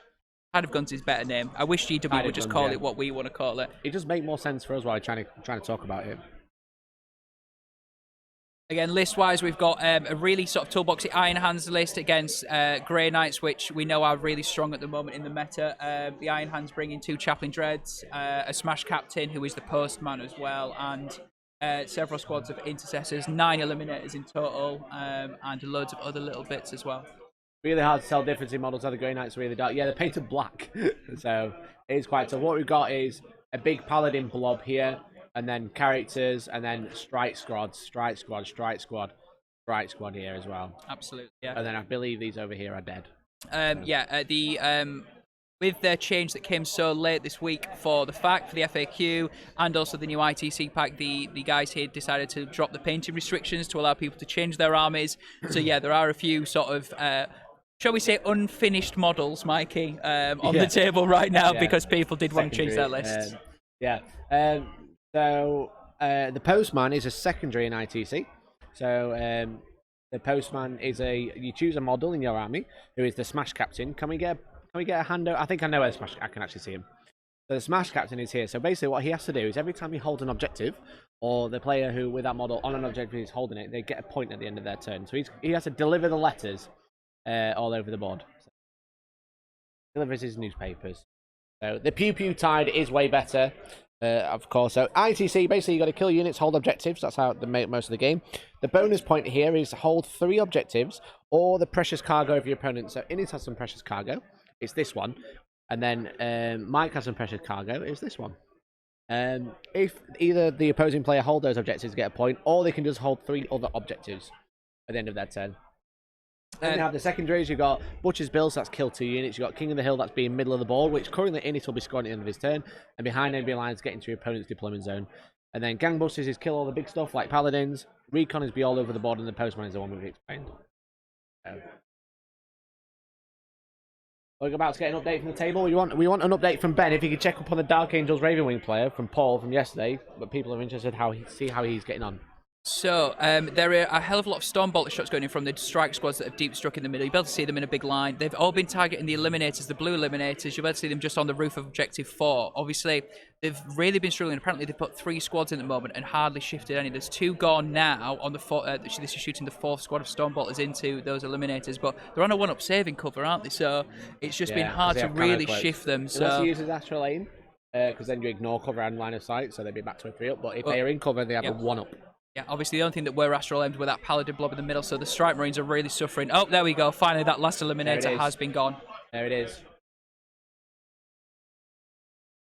Yeah, so apparently from the table, Innis was saying that he was surprised how much firepower he did have to put into those Eliminators, but he realised the threat and needed to get rid. Yeah. I can't wait for GW to come in and say, Grey Knights needed to change. They can change the tides whenever they like, and then FAQ it so it goes through one through each turn. The in tide of guns, now you're in tide of smite, for example. Sorry, tide of pew pew. So yeah, now it looks like that Innis is picking on a few intercessors. I think he just really is trying to clear that, the screen, just trying to make his way towards the Iron Hands back line so he can drop some more stuff in, get closer, start contesting objectives. Neil, can you just give us an update what's left in Deep Strike for the Grey Knight player? I imagine not a lot. Is there anything left in Deep Strike for the Grey Knight player, or did he bring all 6 strike squads in this turn? They'll just delete the power that changes the tide, yeah, exactly. So everyone will just live in tide of guns. Yep, sorry, can confirm that he did bring all 6 squads of Strike Marines in, so that is everything on the table now for Innis. But there is no, everything's on the table for both players actually. So yeah, this is it. This is the game so far. But yeah, who are you repping for in the chat? Do you have a favourite out of Innis and Mike? Are you looking at one of these armies and wanting them to win? Who do you think's going to win? Let us know. We'll give you a shout, and yeah, we'll see what happens when we get round to turn 5 and 6. Who do you want to win, Tom?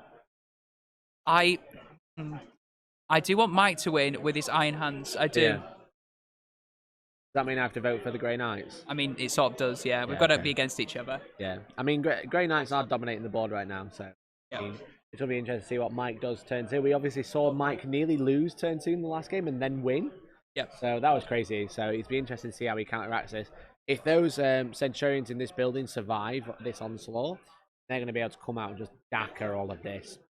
Absolutely nail all of these Strike Marines and then charge into the Paladins and do some serious damage. Yeah, so if he loses them, then it's going to have to probably rely on the Chaplain Dreadnoughts to do las cannons and stuff. Absolutely. It looks like Innis is maybe thinking about the kill more here, so he's killed those Eliminators. He's also turning his attention to Intercessors as well. Obviously, the Devastators have just been taken off at the bottom left as well, so he might be aiming for trying to get three squads deleted, because he knows his strike means will go down to some heavy firepower as well, so he's trying to get those kills up. Yeah, exactly. Also, what you see is with this drop pod, Innis is probably going to ignore this drop pod now. But what that gives Mike is a good, because he's got recon, so you split the board into quarters, like this, very badly. You have to have a unit in every corner of the board, so that gives Mike an extra unit just to hold recon, so he only has to focus on these 3 now. Whilst that drop pod's alive. Because if Innis is going to shoot it, it's just mostly wasted firepower, so... But I mean, it might kill some Grey Knights, you never know.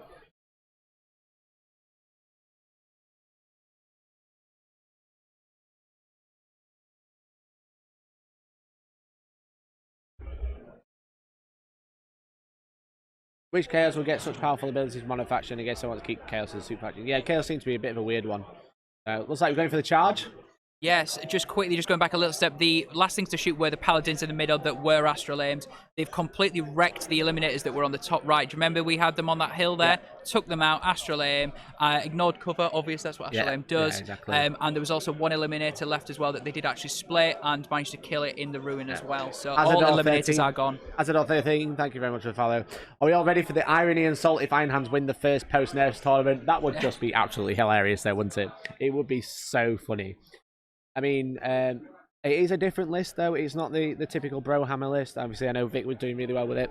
I apologise, but he knows it was copied. He said to me it was copied, but fair play. It worked. When it worked, it worked. When it didn't, it still worked. But it's nice to see a different type of Iron Hands army that's having to use all of those 3 doctrines.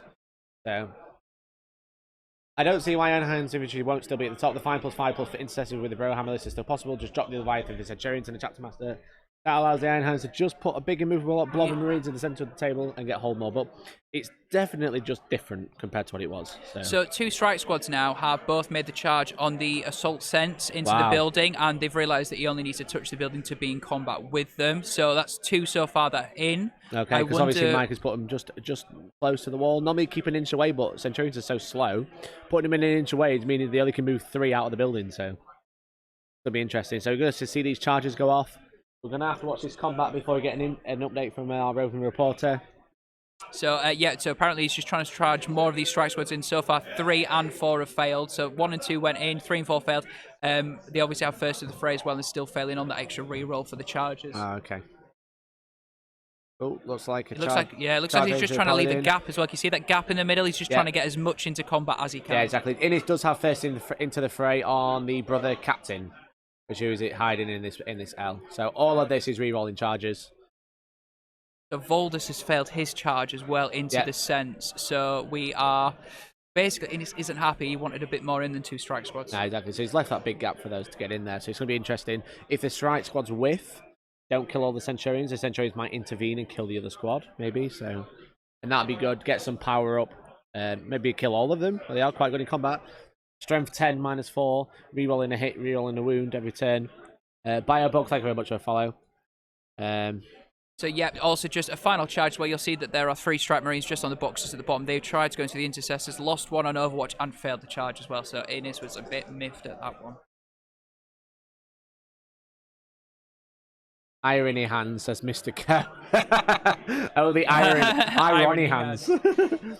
Oh, you mean Iron? I was in Prague last week.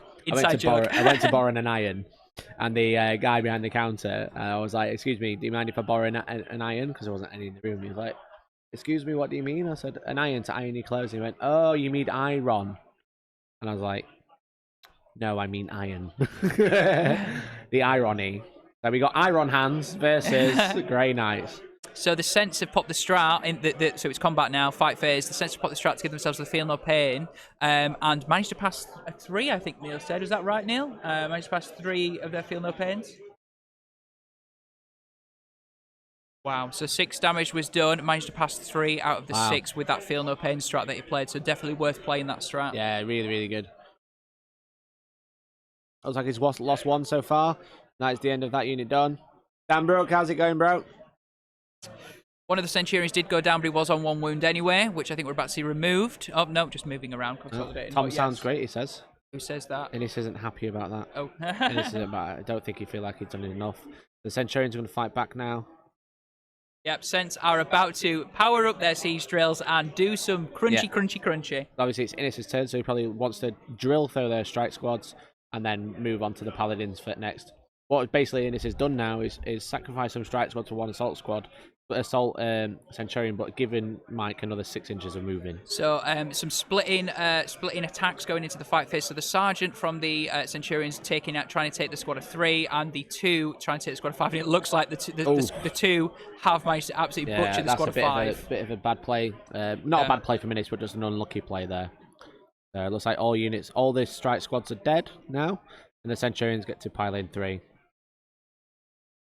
So now they're just up against the wall. What happens now is those Centurions come out here and delete all this infantry, I think. It's not going to be good. That is unlucky there for Innis. Really, real shame, real shame. Okay, so while these guys are just doing the score, I might try and drag Ben back for an update. So we'll get Ben to do an update while these guys just finish the turn. So, thank you very much. So if you've got any requests, then let us know. But Ben's going to give us about your previous requests and the top tables. Hi, you guys. Welcome back to round 5. Lots of stuff going on. We had a couple of requests for tables. So table 48, which is Dark Angels versus Blood Angels. Tim has moved up with all of his stuff apart from the Executioner. The Blood Angels have also moved up. Redemptor Dreadnought in the middle with a bunch of Intercessors. And they're both currently just standing there waiting to see which person's going to charge first. Table 12, which is Colm's Flyer Spam. Colm has huge amounts of ball control through the Flyers. Looks like it's going to be difficult for his opponent to bring down the Scents as the Flyers are taking up so much of the board. Marines are primarily hidden all over the board as well, so that's going to be interesting there. And then table 10, which is Taff. The Scents have just come out to play. The Tower hold in the middle of the board, but Taff has just brought the Scents out. It looks like they're just about to delete 3 units of Fire Warriors and 2 units of drones in one turn. Going back to the top tables, table 7, Kenneth and Paul. The Raven Guard took the center L at the board. They were on the middle objective. 6 Scents in there. All the incursors, all the scout snipers, pretty much everything sat in the middle of the board. In response, Paul's just brought his remaining bikes. He's got about, I think, 8 bikes total, all 3 flyers, and his remaining 2 speeders up, looking to try and take 2 Talon Masters, trying to do as much damage. He's already killed 2 of the Centurions, so he's looking to finish that unit off. He also dropped the bombs on the Centurions as well. Table 6, Tom Higginbottom and Gaz Jones. Gaz has got a lot of board control, but Tom's managed to take the lead in the primary, managed to occupy enough of the objectives, and now he's starting to move back. Looks like he's also cleared enough space that he'll be able to get his remaining 80 boys or so down, 90 boys, something like that. So that should be, again, really close game there. Table 5, Dominic and James. James's Possessed went into some Imperial Guard, ripped through them. I'm pretty sure he can consolidate into one of the Hellhounds. So in response, Dominic's fallen back, moved over more Guardsmen as a screen, trying to cut James off from getting in there, and also got those Hellhounds a couple of turns of shooting out as well. Table 4, Bernard and David.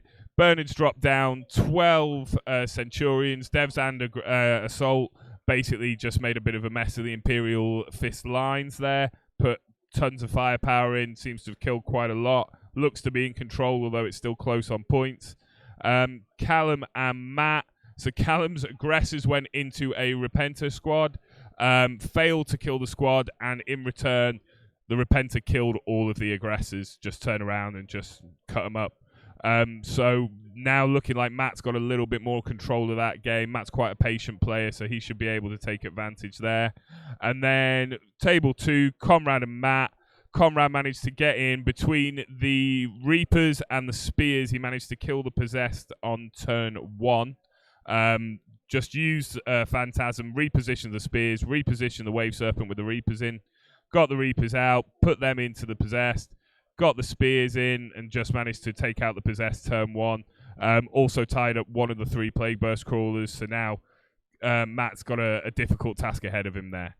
Okay, guys, again, if you've got any more requests, let us know, and we will hand back to Mikey and Tom at the table. Thank you very much, Ben. We all for that awesome update. If you've got any other requests, then let us know. We'll try and find out. But otherwise, thank you very much for tuning in. This is round 5, the final of the Northeast Open.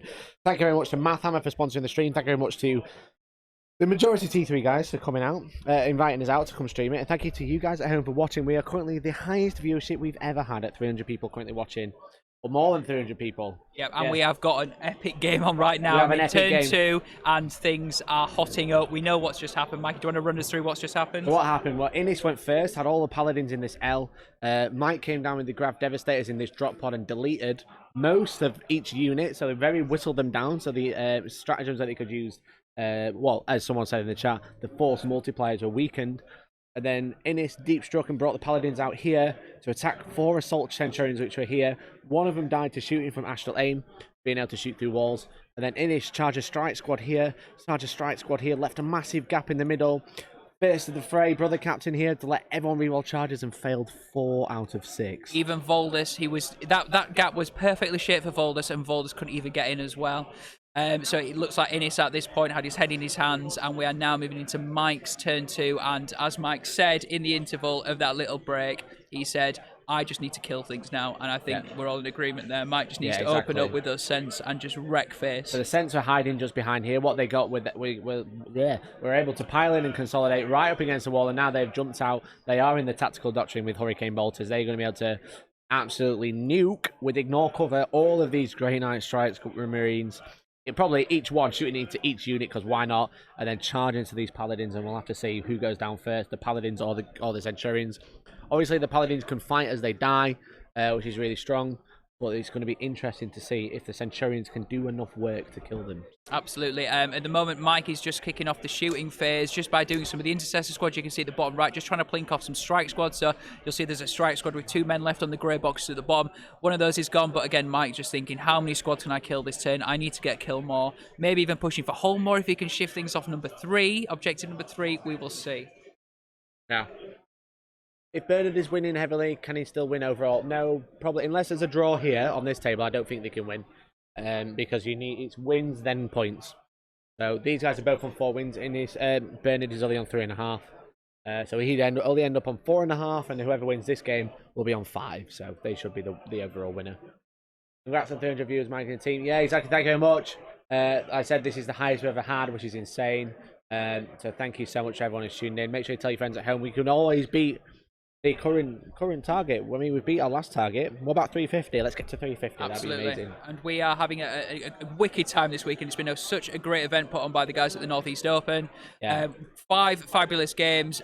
Every play we've had on stream has been fabulous, and just an overall fabulous atmosphere as well. So if you're thinking about this next time it comes around, we'd definitely recommend. Obviously, Ricky does run multiple events. So he also runs the SummerSlam GT, which is in the summer. So make sure you check that out. It's in July or August or sometime around then. Which will be a very similar setup. Max says, great tournament streams, really enjoying it all. Thank you very much to you, Max. Thank you for tuning in. We really, really appreciate you. No, thank you, Max. Thank you. Thank you.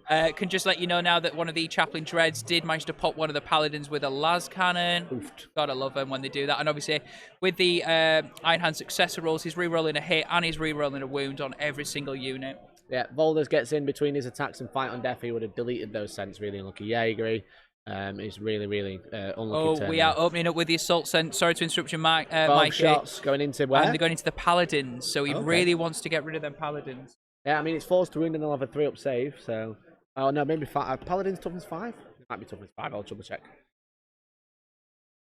Let me check for you. Still in the tactical doctrine as well, so the Hurricane Bolters are getting the bonus. I mean, again, we're not using seeing eye hands in the. They got the Flamers as well. Yep, so they'll be getting the AP as well. So the Flamers did just do a damage to start with, but now he's doing the Hurricane Bolters. The roll on the screen is Hurricane Bolter rolls. The Paladins are only toughness 4, so he's still wounded on 4, so AP 1. So and re-rolling a wound and a hit every turn as well. So just at 36 Bolter shots, 66 Flamer shots. Not looking good. Yes, Dean, I agree. I think Innis really wanted Voldus to get in there. I think Voldus would have really turned the tide. He's an absolute machine, this Voldus. That Thunderhammer with no minus to hit and damage 3. It's just insane. How many attacks does he get now? He gets 5 attacks, so 6 on the charge.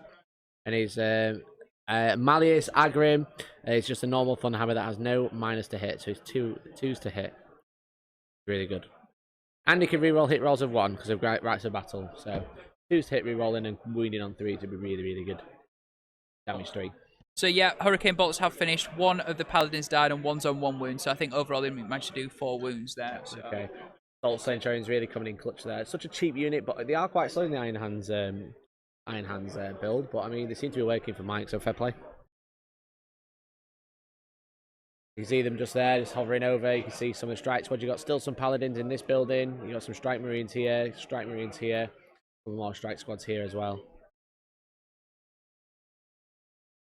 It looks like for the paladins, the paladins that are buffed up, who are trying to withstand this firepower from the Centurions, there's 4 out that you'll be able to see, and also there is 1 tailing back into the ruin as well, just to try and keep that buff range from all the characters that you can see just at the back of the ruin. You've got the Litanies, and you've got First of the Fray as well, for the captain re-rolling it to hit.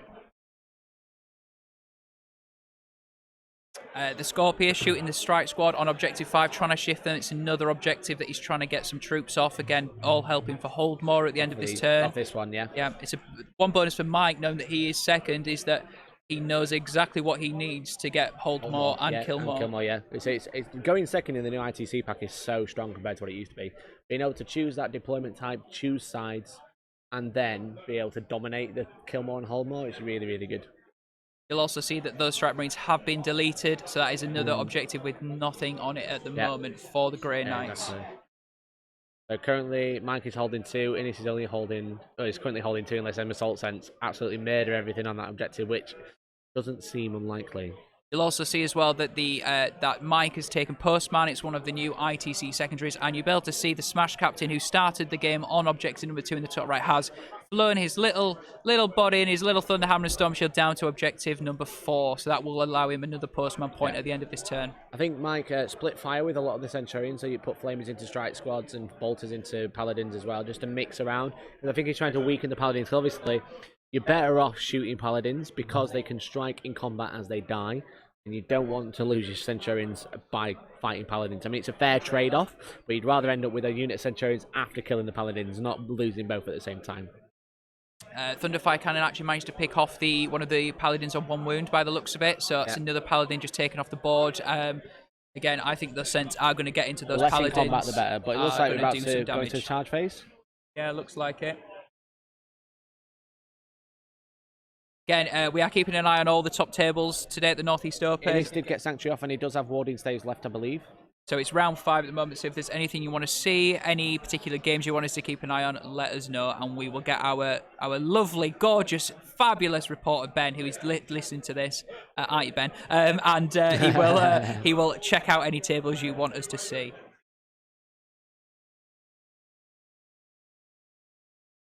There you go, so Overwatch coming in by the looks of it. Balance is first.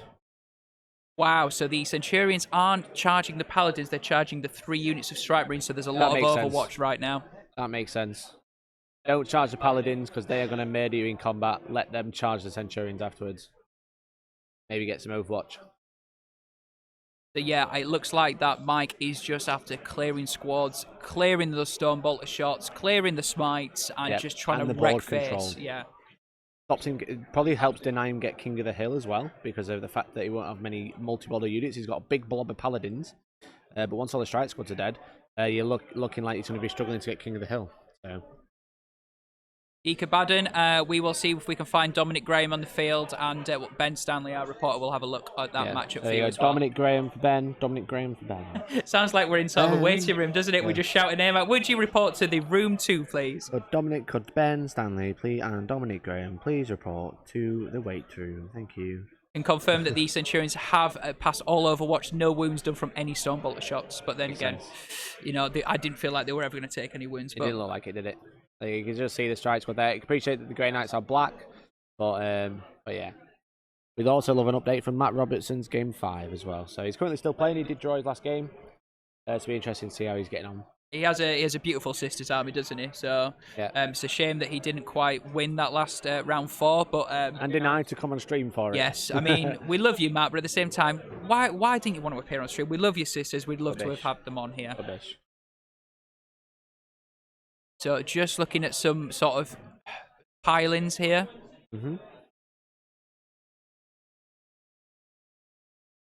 Like intercessors are charging the strike squad as well. Is there a table further away than Tim's on 49? No, there isn't, Nick. Table 49 is the bottom table. Looks like there's Ben intercessors. will be very happy to hear that Nick is literally sending him to table 49 just because it's the first away.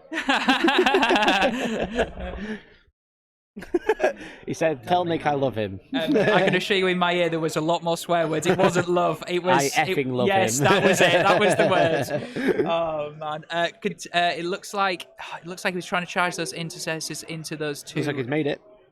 Into the Strike Marines. There's a Centurions pile in. It did take a CP reroll to do it on the charge, but he's made it in. And I mean, who knows? Could the Iron Hands go into Assault Doctrine next? Who knows? Maybe. I imagine it'll stay in the Tactical Doctrine if the Centurions live, but it's whether they live this next turn or not. Yeah.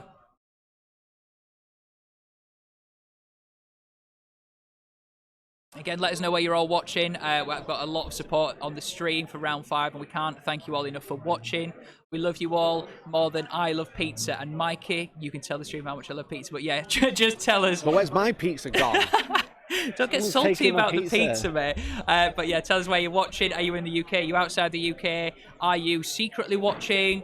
Is your missus dragging you around a shopping centre and you'd rather be watching Warhams? Let us know what's happening. There you go. Strike squads dying to siege drills. Siege drills, which are the assault centurions are kitted out with. Siege drills. Siege drills. Siege drills. Let's screen the centurions, some smites, plus tag the middle objective with object. Yeah, exactly. So I can confirm that a squad of 4 Strike Marines gone, a full squad of 5 gone. Just doing some pilings now. Boogating Eye says, on the toilet at work. Love it. Brilliant. Wash your hands. Dread to think what's on your phone, sir. Looks like he's just tagging the next strike squads. Wow. So a bit of a tactical play there from Mike. So he got the intercessors to charge in, obviously needing that reroll, but he's managed to consolidate them, and he's now on objective 3, and they are OBSEC. Only the paladins currently sit on objective 3. Oh, okay. So he's managed to get hold more. Amazing. Absolutely. Big brain plays. 1:25 Monday morning here in Australia. Work starts in 5 hours. Well, G-Raf, thank you very much for tuning in. You'll be happy to know that you'll be able to go to bed at 3 a.m. because that's when the round finishes. So Innes has just spotted that and has got one squad of strike squad, and he's bundled them in and consolidated them in and piled them in. So they are touching objective 3 as well to just cancel each other out. One model for each, one intercessor, and you'll see one strike marine just in front of the centurion. It looks like he made quite a few of his say. Oh no. Hey from the Isle of Wight P. Hello from sunny Donington Mumbo Jumbo. Love good old Doncaster. It was like one took one wound. Ouch. He made loads of his feel no pains there. Morning, Vincey. How's it going? Pete, how's it going? Wowzer. Okay, what a swing this is. What a swing.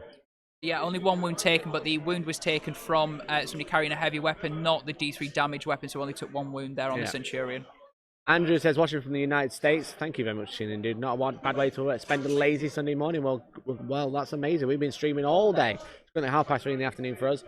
Is there a 6th round? No, there isn't. This is the last round. So whoever donates the most during this round, before the end of the stream, will win a signed pack of 6 objectives, as seen on stream right now. Currently, the highest donation is £20. So if you want to donate more than £20 to secure your set of signed objectives, then and look how beautiful they look. Consider helping out our GoFundMe, so we're going to get an awesome, cool camera so we can zoom in and look around and see who's putting monster on my mat and stuff like that. Wow, big play that's just happened. So Mike was debating for quite a while. You might have seen him just holding onto this dice whether he wanted to fight again with his Centurions. He decided that would be a good idea to try and shift the Strike Marines from Objective 3 so he could get hold more. He did decide to do that. Innes just went, yeah, you're going to kill him, and he's removed them without rolling any dice up. So that does mean now that Mike does hold Objective 3 with that Intercessor. Yeah. The Value says, I really don't like the camera that's over the table because I can't tell what the models are. Well, that's why we need the better camera so we can zoom in and you'll be able to see exactly what the models are, and we'll be able to draw little mustaches on them. Look, I've been practicing. Oh, go on. Oh, yes. Look at this high-quality tech, Mikey. It's not paint at all, is it? Centurion? We just need that cool camera, that's all. What have I missed? Well, what you saw was Innes failed 4 out of his 6 re-rolling charges. The Centurions managed to kill the strike squads which charged into it.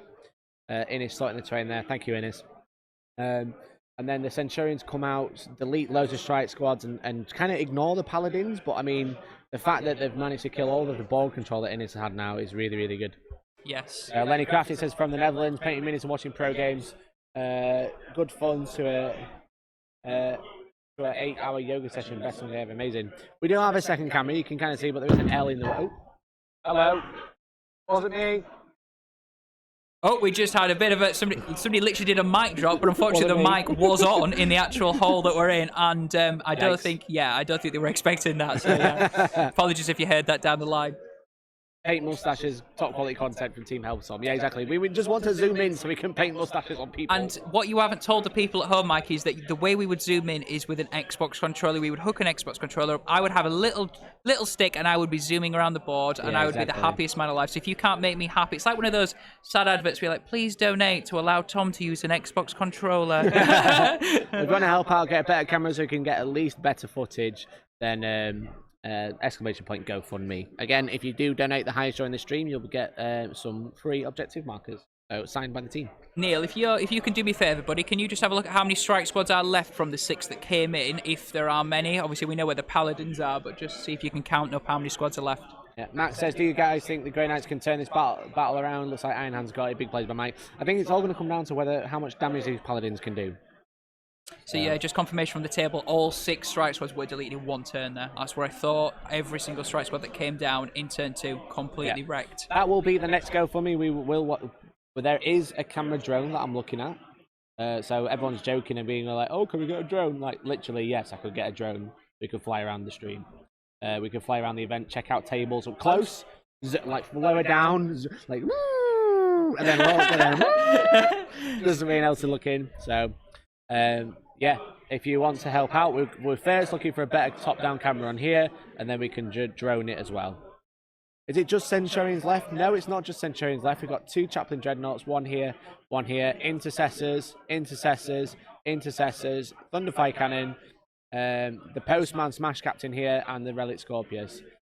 Wow, so there's one thing for Vic certain. with a £15 super chat, you absolute Vic. legend. Thank you so much, man. One way to support the stream is financially, but that'd be awesome. Thank you so much, man. Way to assume I'm joking. No, I'm not joking. Literally, if we can get the goal for this camera, the next one is for a drone. There is a drone we can get. I'll teach Neil how to drone. It'll be fine. Neil, do you want to use a drone to fly around an event? Shall we unmute him so we can hear him? Neil, say hello to the world. Would you like to fly a drone around an event one day? Hello, world. I mean, yeah, but there'd be an awful lot of blind professional 40k players. Okay, apparently there'd be a lot of blind 40k players if he was allowed to fly a drone, because I think he would take their eyes out with it. Probably, yeah. So thank you very much for all your support. It's really, really cool. First, it's the top down, then it's the world, everybody. So just to recap a little bit on the psychic phase for the Grey Knights for Innis. Again, we are in turn 3 right now. He literally has buffed up those Paladins again. They've got Hammer Hand, they've got Astral Aim, and they are looking like everything is eyeing up those scents. They need them gone.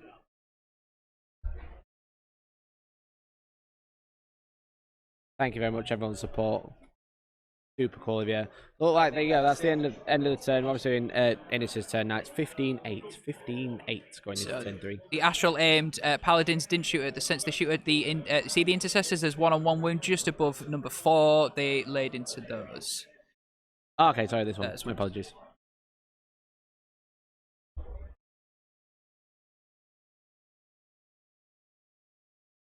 Again, 2 Centurions currently remaining. If these live, I imagine, I don't think they will, but if they did live, that is just game for Innis, I think. So. But these Paladins, 2 5-man units of Paladins are going to be able to deal with those Centurions, I think, and it should be interesting to see how Mike responds. Innis is having to pull his units over here, so Mike's going to be able to see them with Chaplain Dreadnoughts, etc. He's had to come out of this L, because I don't think there's much left in the L anymore. Have a quick look. So yeah, just got characters in the L now.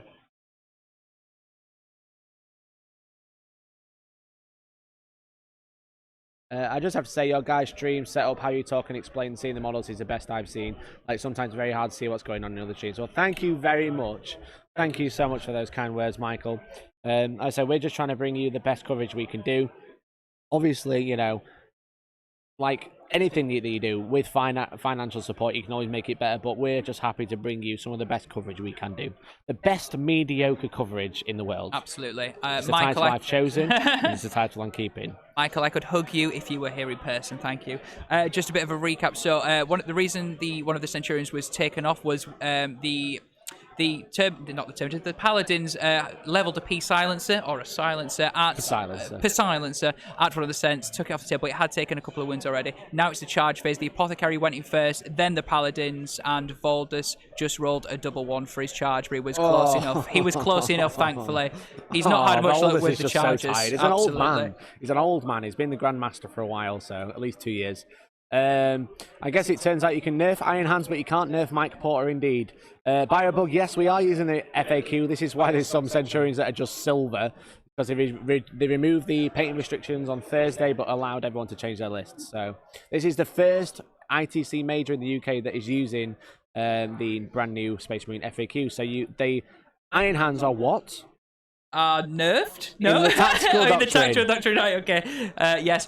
No. One of the great things is that we're sort of breaking new ground this weekend. Everyone at this event is talking about what's coming up next, what new metas, what players are thinking they're going to be using for this ITC season. New meta. Tide of guns, everyone. Tide of Convergence is the official name. Yeah. But yeah, people are really enjoying the fact that it's not fists, it's not all Iron Hands, even though they were the still most represented factions here. Iron Hands are not on the top table apart from Mike. They're not as easy to play as they used to be. Yep.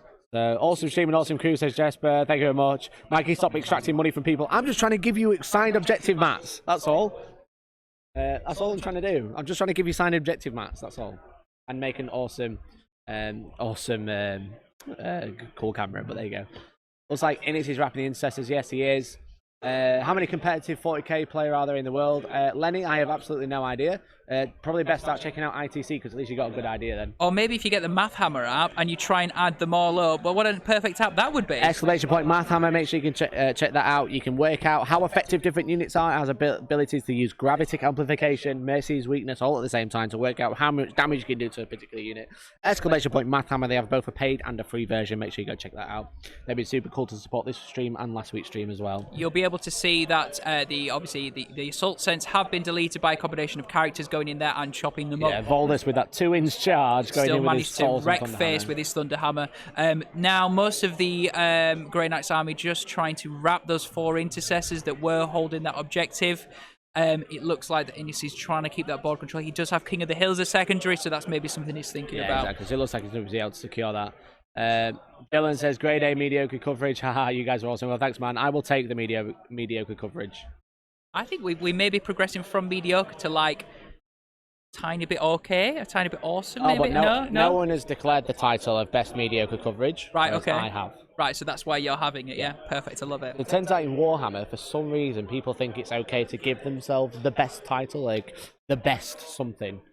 And like, I don't know who decides they're the best. So I've decided I'm the best mediocre coverage. Can you be officially the best mediocre coverage then? I am. I said right, so. Officially. Can we say the word official because it makes it sound more epic? I am officially the best mediocre, live commentator, and this is officially the best mediocre coverage of any event ever. Soon you will see that plastered over every stream. I think we should go create a little thumbnail on the top right. Yeah. Officially the best mediocre. I like coverage, it. Yeah. Goonhammer says, I have my moments. Exactly. I'm sure Chapter Tactics will be coming on doing a podcast and saying Hellstorm had their moments doing the stream. I'm sure they will. Exactly. Me and brother played my first game of 40k last Saturday, 1,000 points roughly each, and I beat him as my mighty blood angels. Well done, man. Congrats. Just again, thank you to everyone who's watching in the chat right now. We're having an epic afternoon. It is round 5 of the Northeast Open, and good to see so many people taking an interest in the top table again. This is players 1 and 2. Innis currently ranking number 1 in this event. Mike in second. Yeah. Just for the 600 kilometers, what did I miss? What you missed was Innis failing 4 out of 6 charges to charge some Assault Centurions in here. In response, the Centurions killed 2 strike squads, came out, deleted more strike squads, and killed loads of Paladins in shooting. And then Innis is retaliated by bringing the Centurions out with all of the Paladins and securing himself. King of the Hill for 2 points. Hold 1 and kill 1 as well as another Butcher's Bill. Adam Abramowitz earned the best general. Did he earn it? How did he earn it? Or did he just say he was the best general?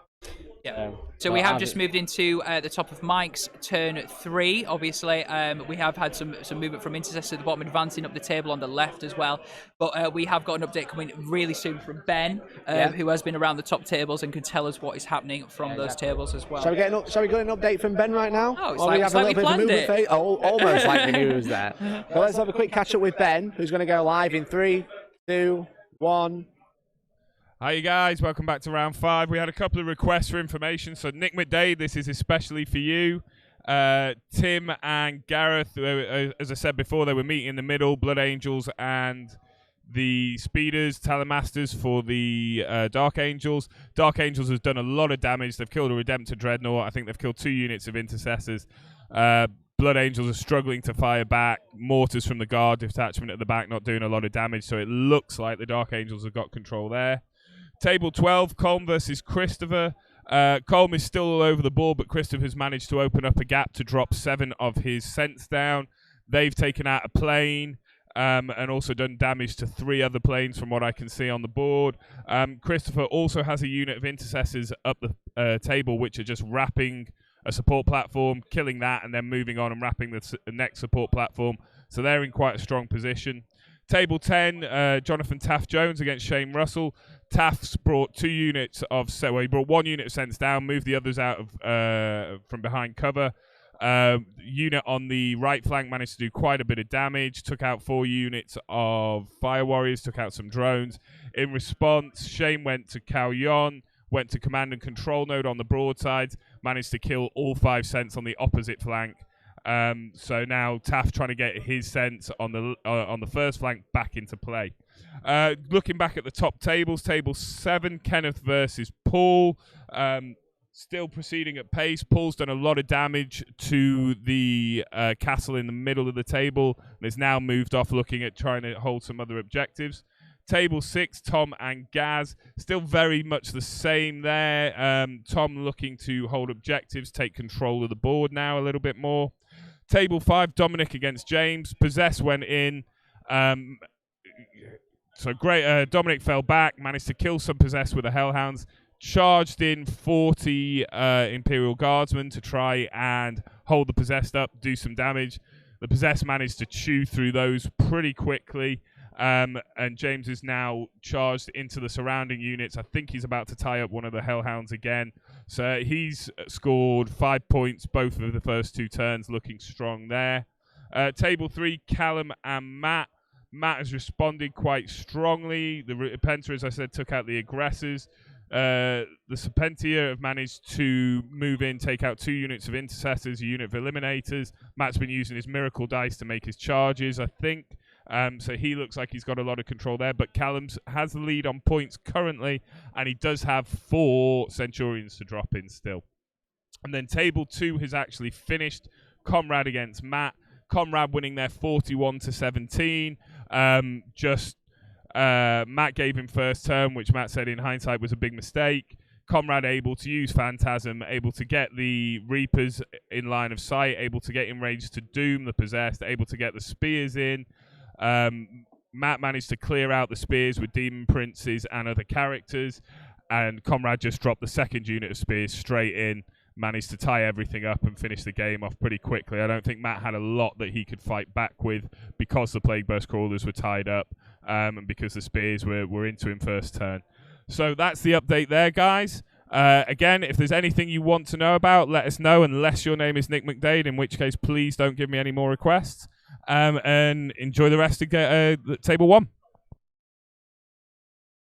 Thank you very much, Ben, for that awesome update of the rest of the event. Obviously, there are 100 people battling out right now because we are live from the Northeast Open, one of the biggest events in the UK. It's a 100-man ITC. They're using the brand new Space Marine FAQ. So there's no broken iron hands on this table. There's just normal iron hands, broken iron hands on the table. Who are in the tactical doctrine. Exactly, who will have to be forced into the assault doctrine next turn, whether he likes it or not. Exactly, and he'll probably decide to do that, but he will have to. He might announce it to the entire room, I think, that he's going into the assault doctrine. We should get that exploding microphone and get Mike to announce it to the world that he's going into the Assault Doctrine by choice. I feel like there may be cheers that go up across the room if he does that. Yeah, exactly. So what have we got? We've got Grey Knights versus Iron Hands. Currently, the Grey Knight Paladin Bomb. We have a Paladin Bomb here. We have a Paladin Bomb here. 2 units of 5. This is Voldus here. We've got another Apothecary, I believe, or another Brother Captain or something like that. One of those is who a are Brother wrapping Captain. a single Intercessor here. This is Mike's Intercessor here that's in blue. So none of that can get shot this turn. So it's going to be interesting to see how Mike responds to this. I think he's sent in his Smash Captain to try and kill him in combat, because every time one of those wounds gets through, it's going to kill a Paladin. So the problem for Mike, and he's just been discussing it with Innis, is he admits he's probably killed too much too quickly with those sets, and now those Intercessors are wrapped, he can't do anything about it. The problem is he's now gone into a shooting phase and has nothing to shoot because the characters are sitting behind the Paladins, and he basically looked at Innis and said, I've got nothing to shoot. Those dice rolls you just saw there were pistols in combat from the Intercessors. Wow, okay. So he's just pulled back. You might see there's a few things that have gone into full reverse from Mike. He Big wants brain to play from Innis there. Yeah, he wants to try and make as much distance between him and that Paladin blob, because he knows next turn those Paladins can come out and play, or at the end of this combat phase even. So. Yeah. Supposedly, Gio Alfaria says 40k Stan said to Mike, want to challenge you for that title. What, the challenge of the best mediocre 40k coverage? Well, tell them, bring it. Val has nothing on this mediocre coverage than we do. Our coverage is terrible. Terrible. Well, thank you everyone for tuning in today. This is the final round. We're currently live on Twitch, Facebook, and YouTube, all at Hellstormwargaming. Share it with your friends. Tell everybody at home. We're trying to beat our current record of 300 people watching all at the same time. We're currently dropped to 280 at the minute, so if we can get over 300, that would be... It would make our lives... dozy. That's my word. Don't steal my word. Well, I'm going for Phantasmic now, all right? Phantasmic. You can have fun, David Dozy. Phantasmic is mine, okay? God, stop stealing my stuff. We're also trying to get a much better camera so we can zoom in on the blob so we'd actually know where all the characters are. So if you want to help out with that, exclamation point, go for me. Nick Nanavati in the chat, how you doing, bro? How's it going? Thank you very much for tuning in. Nick is an absolute legend. He came on to do a video with us about Gene Stealer Cults. He also did a battle report with his white scarves, which is really fun. So thank you very much, dude. How are you? Some tactical play going on. So we are now in the fight phase. So what has happened is Innis has he has 2 squads of Paladins left. Both have about 5. I think we're in agreement there, out in my Yeah, 5 in each squad. 5 in each squad. You'll There's see that the bottom, the squad at the bottom, blue unit yeah. and a green unit. So the blue unit at the bottom fought first, and he only based about 2 and fought with fists. He's just so he could move them around and move them forward a bit. Now, the green squad, as you can see at the top, have gone hell for leather with everything, cleared the rest of the Intercessors, and that was just to gain a few extra inches of movement at the bottom, so he could engage them first. Then, when the top squad then finish the job, he can now consolidate them a bit further. So he's just trying to gain as much distance as he can. The Falcon has you covered, says Yak Hunter. Canadian Spy in chat. We got about 10 watching in Wyoming, USA, and a watch pie. Oh, amazing, Dylan. Thank you so much for getting those guys to watch. There's the turnover, yes. So basically, the Paladins are now out in combat, wrapping, so stopping Mike doing anything in that turn. And now the Paladins have got the full control of the centre of the board. This is going to be a very big turning point. If this goes well for Innis, this could be a very big turn. It could take the game from here, or can Mike survive? Target Priority, thank you very much for the follow. Welcome to the stream. Thank you very much for tuning in, everyone. This is interesting. This is like this is now. So both players really having a chat about what's going to happen next turn. We are out at the bottom of turn 3, heading into turn 4. That does mean that Mike is potentially heading to the Assault Doctrine. We will see. But they've just been doing some pre-measuring because they're interested to see the distance between the 2 Paladin blobs and that. Can you see the 2 Intercessors in front of the Chaplain Dread? One's on 1 wound. Yeah, that is 18 inches. All right. Now that's important because that means that with the movement that they can get out of the Paladins, it's going to be a 9-inch charge. So. It's according to the table. They think with the pilings, with pilings and other bits. I was going to say because they only move 5, that'd be in 13-inch charge, which is impossible. Yes, but apparently they're saying with the pre-measuring, it's going to be a 9-inch charge. We'll see whether that comes into fruition. That's a big word. Where did I pull that from? Exactly. So this is just a piling. Then I'm going to ask Mike one of the most important questions of the game. I'm going to ask him about his combat doctrine. Absolutely. Because it's optional, right? Yeah, exactly. Especially with a man of Mike Porter's skill, everything's optional. He just plays by his own rules. Biscuits, the God, thank you very much for the follow. Vic VJ, Nick Nanavati, Giants have joined our chat. Obviously, this is the place to watch the best mediocre coverage in all of 40k. Why did you just try and add some gravitas to your voice then, Mike? You went really deep, very, very announcer. Because it's the best mediocre coverage in all of 40k. So it looks like we're just finishing off the score. Mike getting hold one, no kills by the looks of it. So that actually quite a slow turn for Mike from the fact that Innis wrapped his entire army in around one single intercessor, which is the big brain play. Forget tri-pointed. I think it was 50 million pointed with the amount of things that he was wrapping around one squad of intercessors. Is that the end of the turn? I think it is. I think they're just totting up. Can you ask Mike if he's in the assault doctrine now? Don't really. He looks stressed. Yes, so can confirm those scores on the screen right now are current and correct. Well, Best, let's see how the guys from the Lions Home think about that. The best mediocre. Like, you need to listen, guys. Like, this is the best mediocre coverage. Why do people really want this title? Why does everyone want it? It's literally one of the worst titles you could give a stream. But I'm claiming it as my own. It's the best mediocre coverage. You know what mediocre means? Not that great. Exactly. Why don't they take best average coverage? I mean, there's so many different words. Go on like thesaurus.com, type in mediocre, choose another one. This is ours, all right? Who is the most mediocre best stream then? Who? Who is the best mediocre stream? If you want to personify a stream, okay. Well, there you go. At the end of turn 3, we have 16-13 to Mike. Again, a slow turn because of that big wrap there, so it should be interesting what's going to happen in turn 4. And I tell you what, just looking at this, and I'm looking future turns here, Mike. Do you know what's worrying me a little bit for Mike's secondaries is recon on the postman, because Mike has had to hem himself in a little bit here at the back because he was worried about that wrap and obviously the speed the paladins coming out of it in the combat phase and heading towards him. So if you think about it, he doesn't have much board control. He's got the intercessors at the bottom.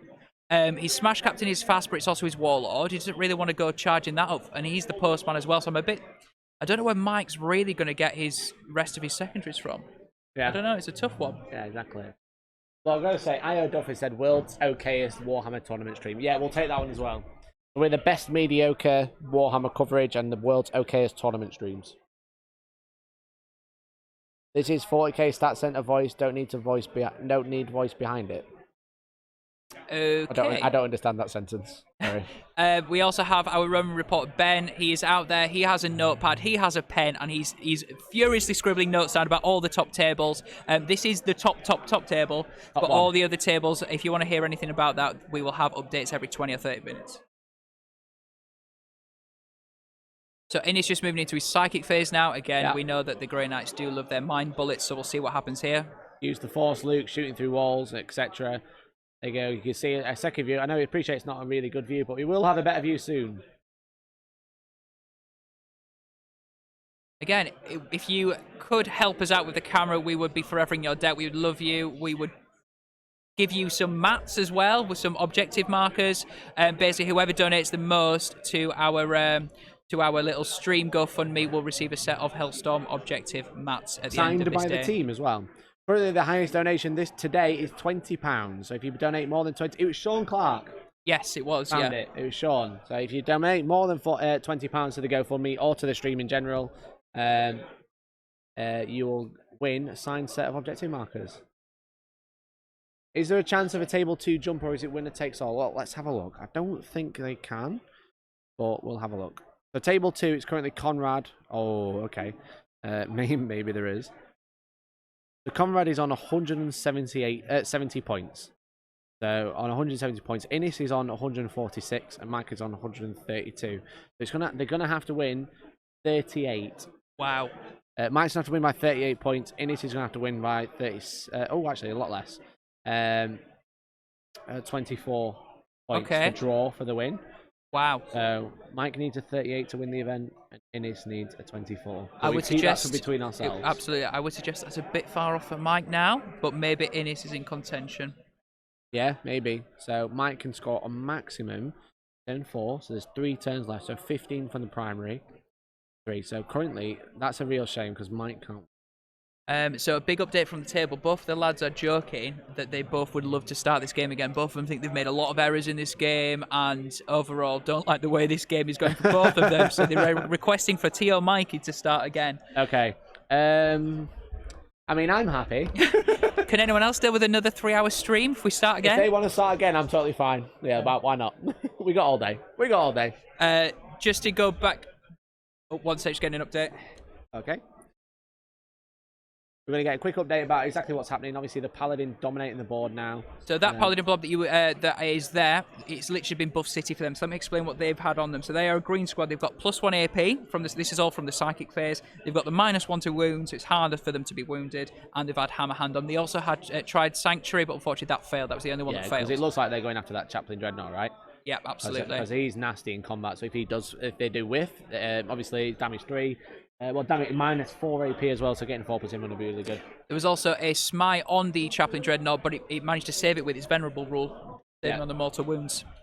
So Vicky, it's the highest during the day. So it was you have donated 15 twice, but that was yesterday. So we gave out a set yesterday. The highest donation was actually £245 yesterday. So if you wanted it, it'd have to be. We will count it all up today, but that was yesterday. As much as I appreciate that donation, and now I feel like an arsehole for saying no. Oh, God. Just jumping back onto the stream for a second, you'll see top right there is 1 intercessor on 1 wound left. That's, again, from silencers and storm bullet shots.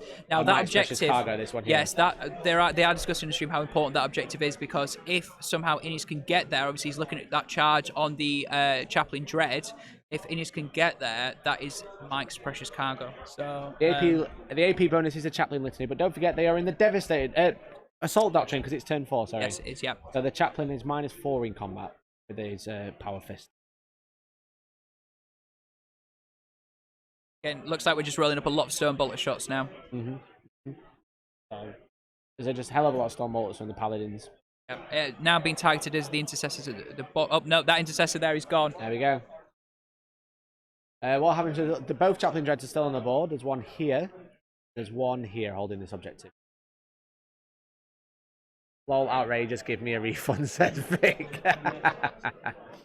All I'm saying is you've donated £15 today. Another £5 and 1 pence would make you the top dono for today. And it would also mean the world to us, Vic. It would. Exactly. Come on, Vic. I'm getting my pen and paper out ready, just in case you did want to. I'll add up. I'll write Vic at 15, but I'll write Sean at the top with 20. Just saying.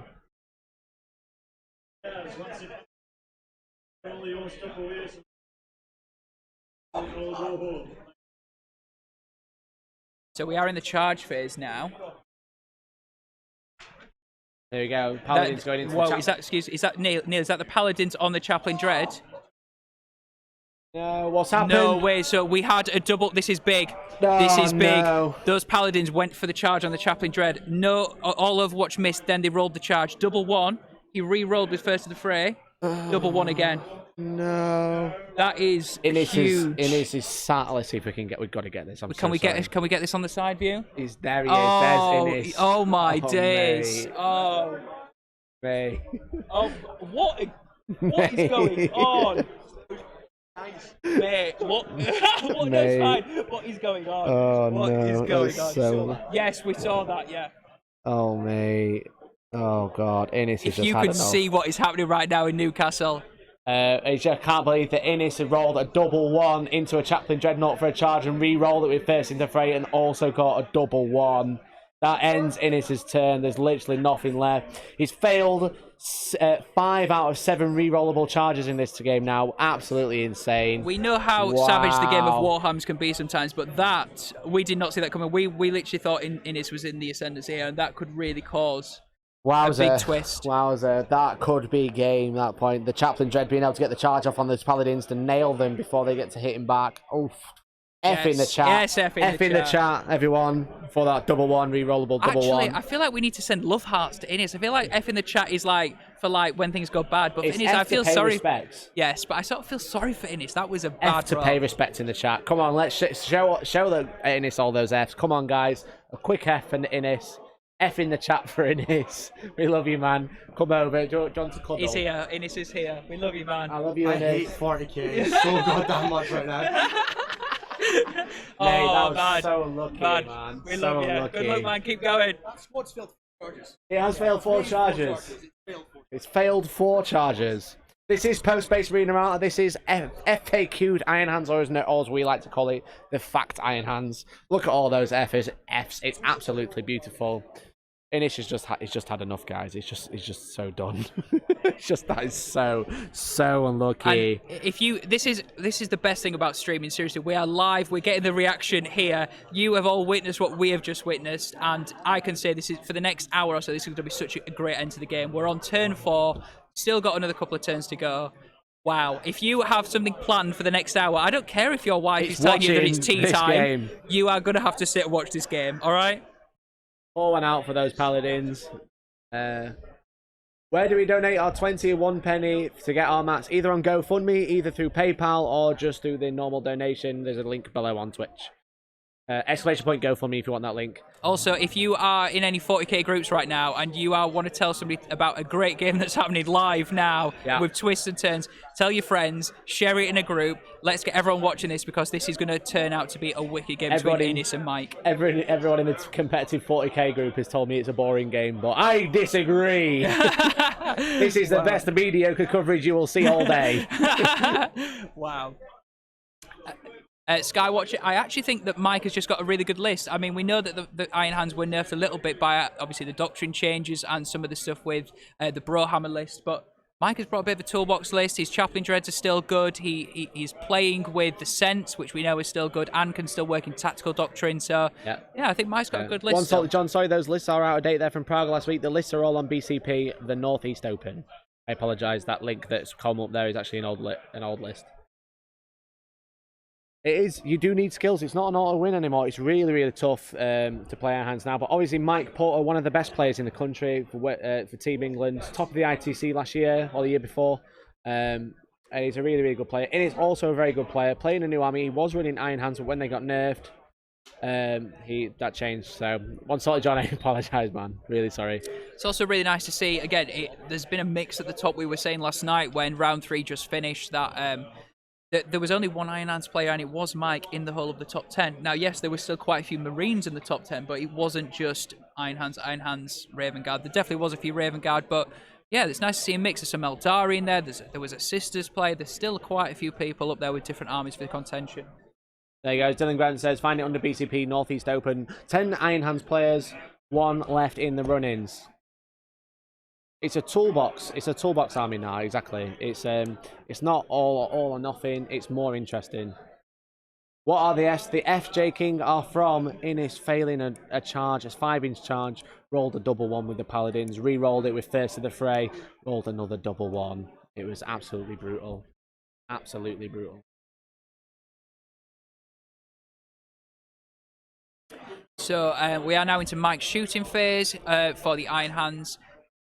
The Scorpius is shooting into the Paladin unit at the back. It's the blue ones that only have 2 left, not the big blob that are all buffed up. A big old F, exactly, J King.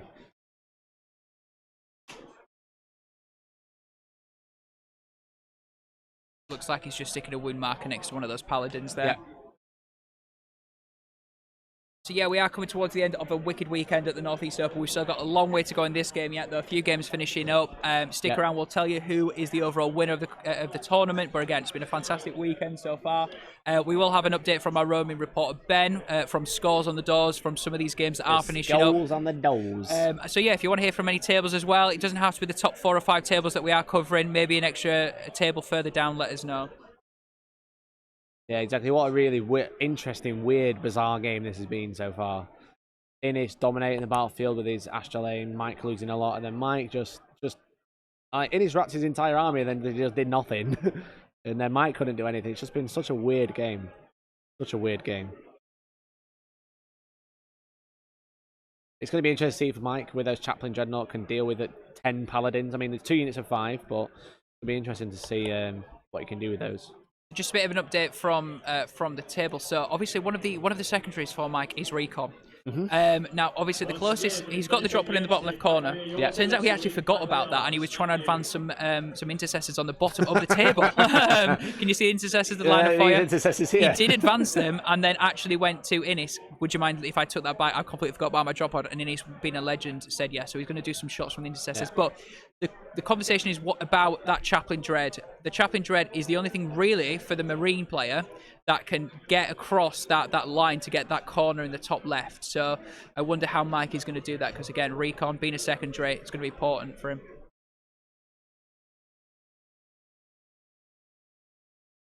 Harley, once the dust settles and the event is done, where can I find the standings? Everything is on BCP. So yeah, it's definitely worth a sub to BCP. You'll see all the lists, final scores from the event as well.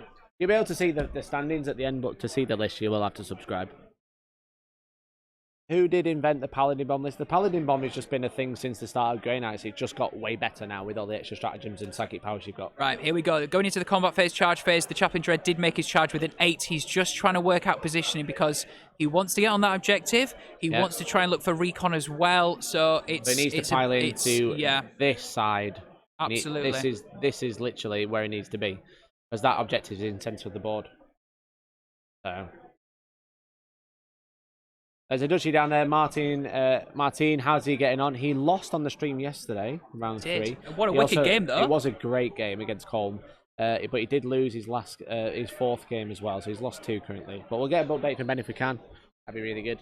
One thing we learned from Martin being on the stream is that man is hilarious, isn't it? He just really came good. over. He got iced whilst he was on stream, so he had to down a bottle of VK, VK lemon. So it's fun. I have a video of that if anyone wants it. Wow. I mean, I think this game, Mike, is going to go the full 6 rounds, and I think it's going to be close. There's going to be a few points in it again. We've gone from Mike being in the ascendancy, Innis then coming in and doing the wrapping on the intercessors, then thinking that Innis is going to take just go on and march on, and then failing that charge, the ascendancy is back with Mike.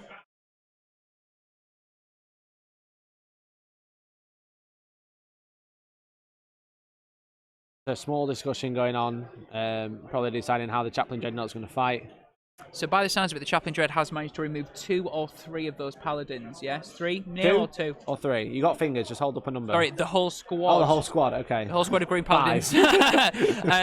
And he's just thinking about fighting back in death, which looks like is happening now with the rolls from Innis. Yeah, exactly. So, makes sense. Down to 0 CP now for both players. Wow. I want to say a massive thank you to everyone who's tuned in today, which is live. This is the final top table of the Northeast Open. We've been live all weekend. We were live all day yesterday, all day today.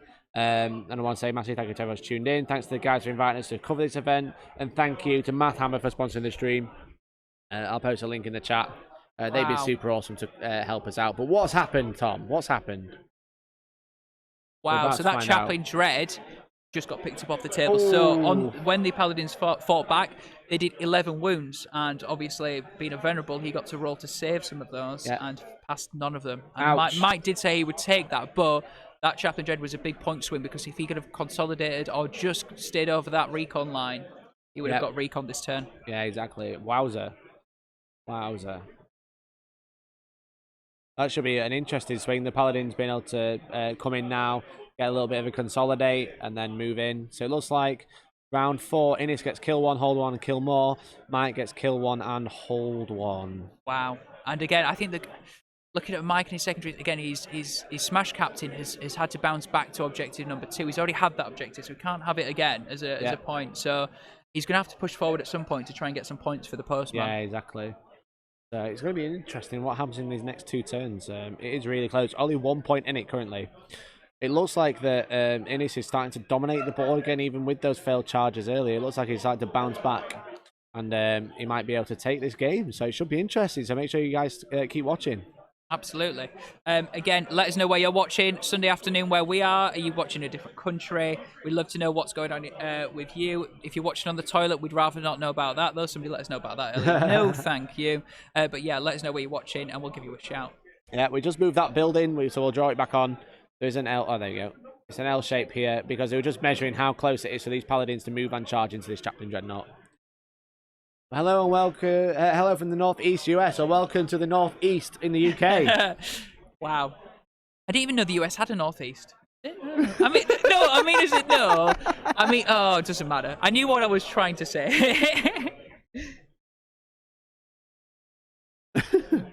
Oh, right. Now everyone in the team's ripping me. All right, everyone in my ear is ripping me man, for saying that. And that, look, I meant as in like it's not a Minnesota or a I don't know what else you would, or a Florida. Okay, is that an American accent? Anyway. Yes, Grey Knights so AP they blow the terrain up. Yeah, exactly. It's hard to say about the Paladin bomb because almost everyone who got their eyes on Second Awakening. Bug was saying that the Grey Knight Paladins are top cheese now. Well, Grey Knight Paladins are always really good. They were the best thing that the Grey Knights had. They just got way better, and that's why everyone seems to be running them. Along with points drops and extra stratagems, extra psychic powers they can have. And obviously, the tides making side weapons really good. So yeah. Very shortly, we're going to have an update from Ben. Again, quite a few games on the top tails are finishing up or getting close to finishing, so Ben will give us a really quick roundup on what's happening there, and then we'll be back to this stream too. Chase is saying they're top cheese. Yeah, exactly. So we'll get an update for you now while we find out. I'll go run around and find out what's left on the table. So going to Ben. Is he ready? He's ready. So go. Hi, you guys. Welcome back to round 5. Few more of the games on the top tables have finished now. Bernard Lee managed to take a win against Dave Martin, who won 40-15, which puts Bernard in a really strong position, especially with how close the game on table 1 appears to be. James McKenzie took a 42-17 win over Dominic Graham. Managed to just hold objectives, get the 3 objectives and the bonus every single turn. Possess managed to get the kills. A lot of targets in Dominic's list for easy kill points. And then table 7 has just finished. It finished with a 27-26 win for Paul Dennett's Dark Angels. He was down the entire game and was down 4 points going into turn 6. Looked like an absolute bloodbath at the end of the game. I don't think Kenneth had anything left. No, so I think he had 1 model or 2 intercessors left, something like that. Paul was left with 3 bikes, 1 Talon Master, but still had the 3 flyers, which is what enabled him to get around the board, do some damage, take out those last units, and manage to win the game. Table 2 is still going on. They've just headed into they're on the bottom of turn 3. I think Matt's just beginning his turn. Callum is up just on points. I think he's up 12 or 13 to 10. He's got all his cents down now. A lot of board control still for Matt in control of the objectives with OBSEC. But there's 10 cents down on the board. Really a game that could go either way. I'll hand you back to this exciting Table 1 game and to Mikey and Tom. Thank you very much, Ben, for that update from the rest of the event. Welcome to the top table of the Northeast Open. We are live on Twitch, Facebook, and YouTube right now. This is the final round of the Northeast Open. It's an ITC event. Currently have Innis, who's on the top, with Grey Knights, and we have Mike with Iron Hands, Successors, Master Artisans, and Long Range Marksmen. Vic with a £15 donation on Super Chat. Top marks for that American accent, amazing. So currently Vic has donated £30 today. So he's going to be winning those signed objectives. Absolute legend. What a babe. Sorry to interrupt. We are having another charge, Mikey. Let's jump straight back. Let's say 6-inch charge. He's made it with a 7. No. Oh, is it an 8-inch charge? Right, it's the Paladins into the Chaplain Dreadnought is what we're looking at here. And is he in? Yes, he's in. Wowzer, he's in. He's made it. Thank God for that. He would not want to fail another charge with those Paladins into another Chaplain Dread. Just a bit of a catch-up just whilst Ben was giving us an update. So we went through the Psychic phase. Voldus Perils on a double 1. He's having a shocker of a game, Voldus. Took 2 wounds from that, 2 mortal wounds himself. And then from a few smites, the Chaplain Dread took 2 wounds himself. So yeah, but we have now gone through the Stormbolt phase, which is also known as Shooting phase, and now we are into the combat phase, as you can see. Amazing. Yeah, again, I think the Paladins will make short work of the Dread. Yeah, exactly. By gosh, he's done it. Side of Edam, exactly. Bojaz, thank you much for a follow. Welcome to the stream. Currently, Vic with £30 for the top donator, so he's going to be taking home some signed objective markers. Which will be coming in next week. And also supporting that camera fund, so thank you so much, man. Really, really cool of you. It's a camera controlled by an Xbox controller. Exactly, I think there's nothing better in the world ever. In the history of even Warhams, I would take a camera controlled by an Xbox controller all the time. 40K TV, the lists are on BCP right now, so if you want to see the list, just check out BCP. So yeah, in turn 5 at the moment, we know that Innis is powering through his turn here, and that's done already. The models in the top left are dead, so they've just been left on the table. So I might go and I might just go and check that. So be a second. So yeah, Mike just going to check on the board, moving some models off. We can also see that the brother captain did smack the Chaplain Dread. Chaplain Dread survived and then absolutely removed the rest of the paladins that went in there as well. Could be a big swing. So at the moment in that combat there is the brother captain and there is the Chaplain Dread squaring off against each other. We are heading into Mike's turn 5 next. There you go. So I just cleared up the table. All that stuff in the corner was dead. Mike has just said, I think I've messed up on secondaries this game. So Recon and Postman being really hard to capture. Yeah, I think the thing for Mike's list is, other than the drop pod and the grab devs when they come out, there's not much more maneuverability in that list, is there really? So no, exactly. I mean, obviously, if you can get anywhere near the middle, you've got a good chance of holding the other two corners. But he's just been pushed back so much by the Grey Knights. Oh, actually, I've just noticed we've had a donation for £25 on GoFundMe from Ali Q. Yes. So thank you very much, dude. Thank you very much. Just missing out on those signed objective mats. He would have been top, but Vic has actually donated £30 today. Vic being the top donator for the signed objective match. So why don't we make it more interesting once again? Oh, more interesting, Mikey, you say? More interesting. So I did raise the stakes yesterday. Got very interesting with how many prizes there were. But we'll raise it. So whoever is the top donation at the end of the stream will not only win the signed objective match, they'll also receive some dice. Yeah, Hellstorm dice as seen on stream, and we know how hot they roll, apart from on chargers. Yeah. So Vic is currently taking home signed objective mats and some dice. Unless someone wants to out-donate him. Just saying. The stakes are high. But thank you very much to everyone who's tuned in. So it looks like Innis is to finish his turn with kill, hold, and the bonus. Getting 2 points for Butcher's Bill, maxed out his King of the Hill, and 1 for behind enemy lines. Yeah, Voldus did perils. He left himself on 1 whole wound. Yes, that's correct. Just in the movement for Mike, one of the main things he did is he moved his Smash Captain, who is also his Warlord and his Postman, into that L. You can't see him on the stream, but he's in the L on the right next to this Scorpius. It's just in, wait for it, this building here. Voldus has been taken out by the Scorpius. He was the closest model. He only had 1 wound left anyway. So we are now into the shooting phase for Mike, turn 5. We are live at the NEO, the Northeast Open, and we are so close to the end of the weekend right now. Really clutch game this. Again, one of these boys could be the winner. It's gonna be super close, this game.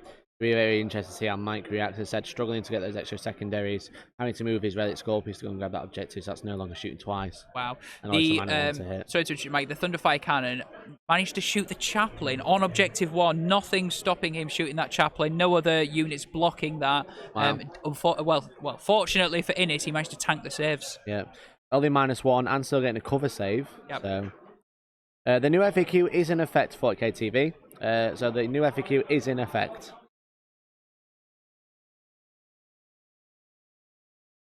Smash Captain is charging the Apothecary.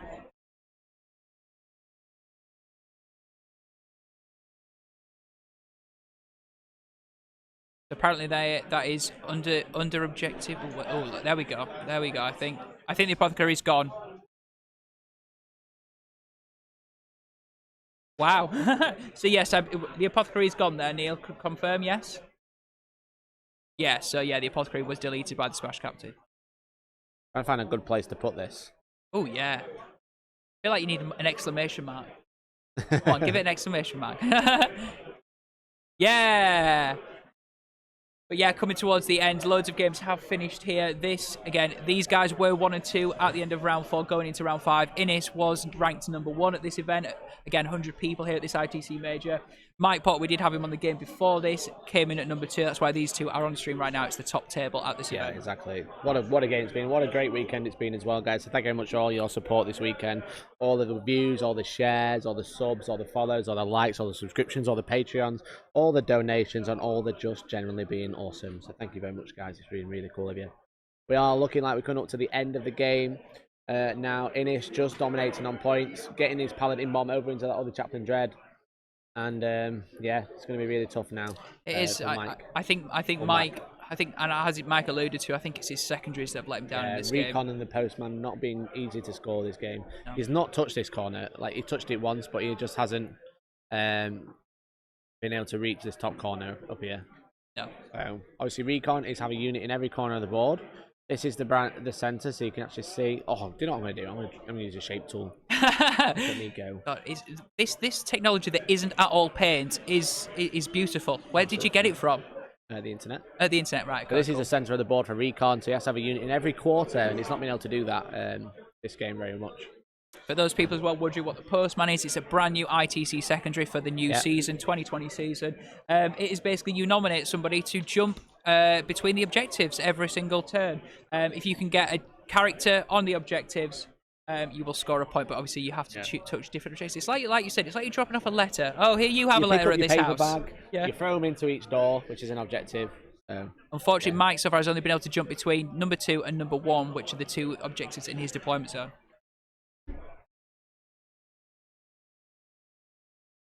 Well, there's a lot of thinking going on at the table, Mikey. Yeah, a lot of thinking. Again, we are in turn 6. I think both players think about maxing out how many points they can get. Yeah. I think Innis fully aware that. As JK Painter's pointing out, it doesn't looks like Mike's going to get leapfrog because for some reason the UK only plays 5-round events.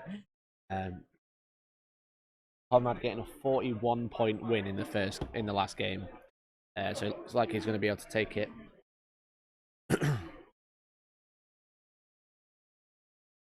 Again, hopefully we'll be able to chat to some of these players after. I mean, I'd love to find out what went through Innis's head when he failed that charge, and hopefully we'll be able to get that from you. So make sure you don't go anywhere just yet. Let's see what happens at the end of this game, and hopefully we'll be able to chat to the players as well.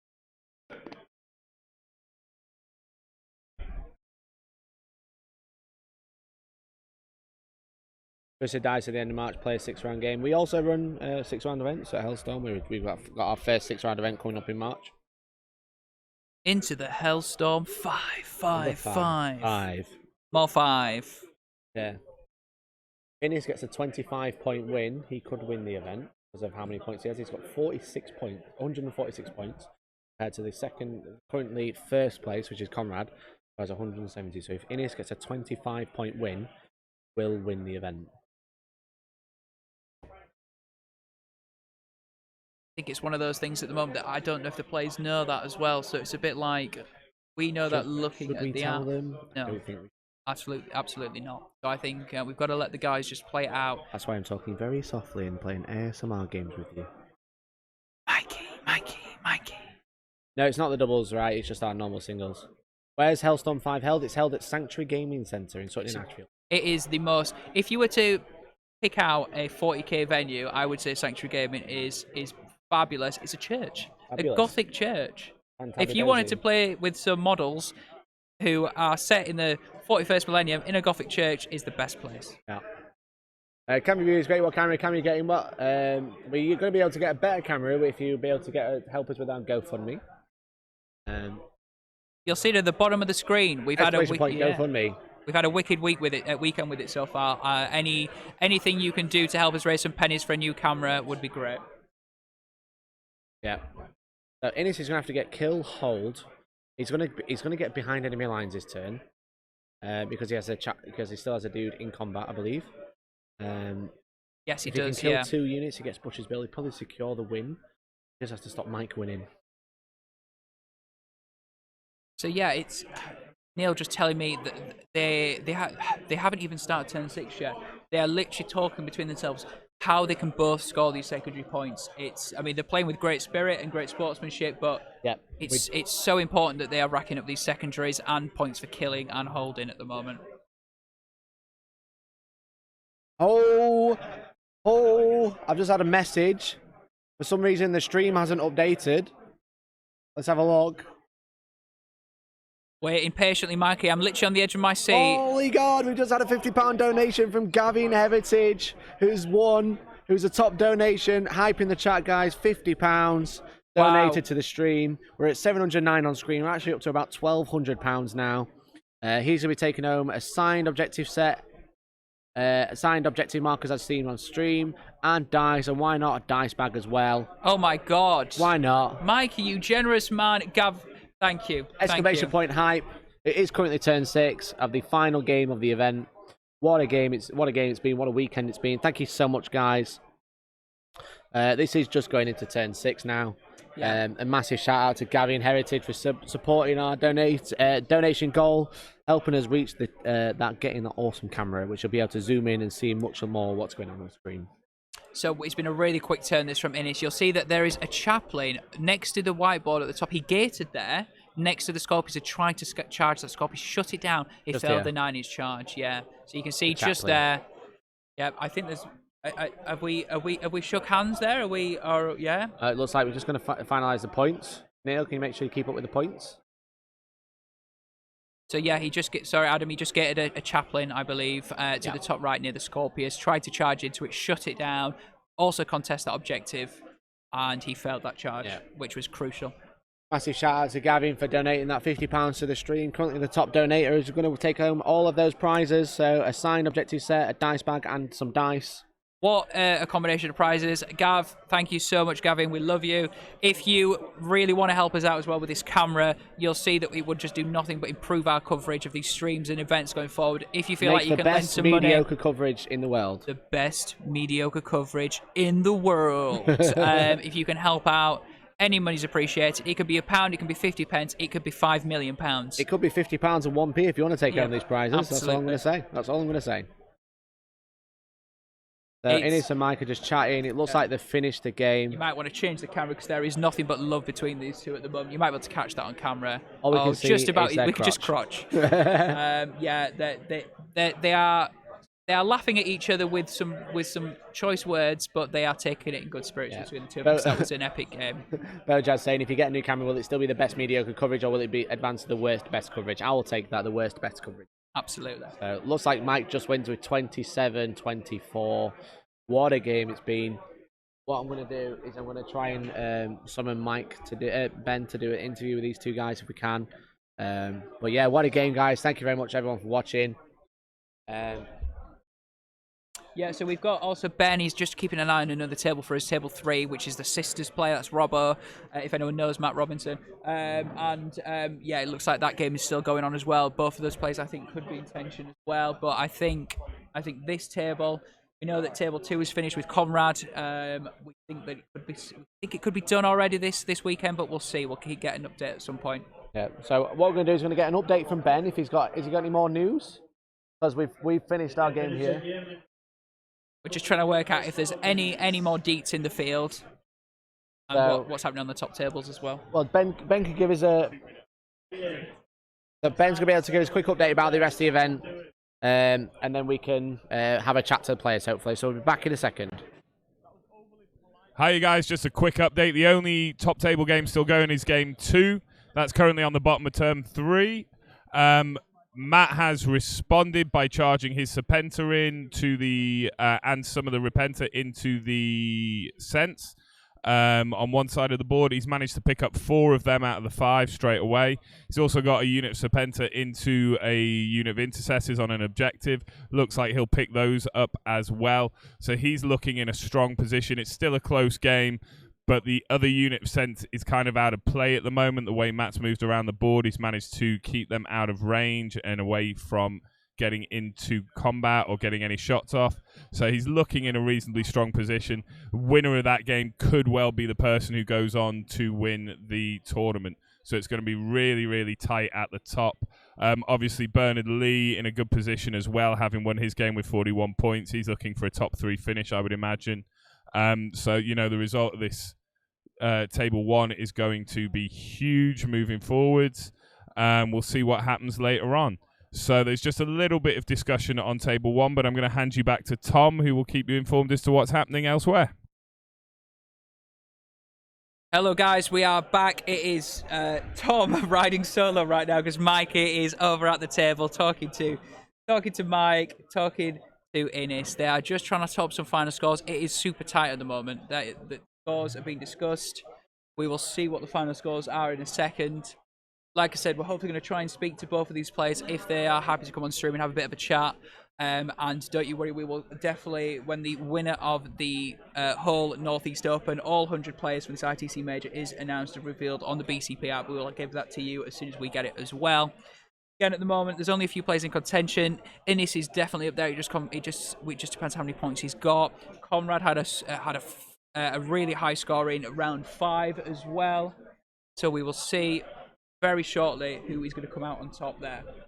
Mikey is back. Big shout out to Ben as well for an excellent infield report. Yes. Well, he's very good at that, isn't he? So we're going to be doing an interview with Innis and Mike in a couple of seconds. I'm just trying to hustle him to the square. Got you.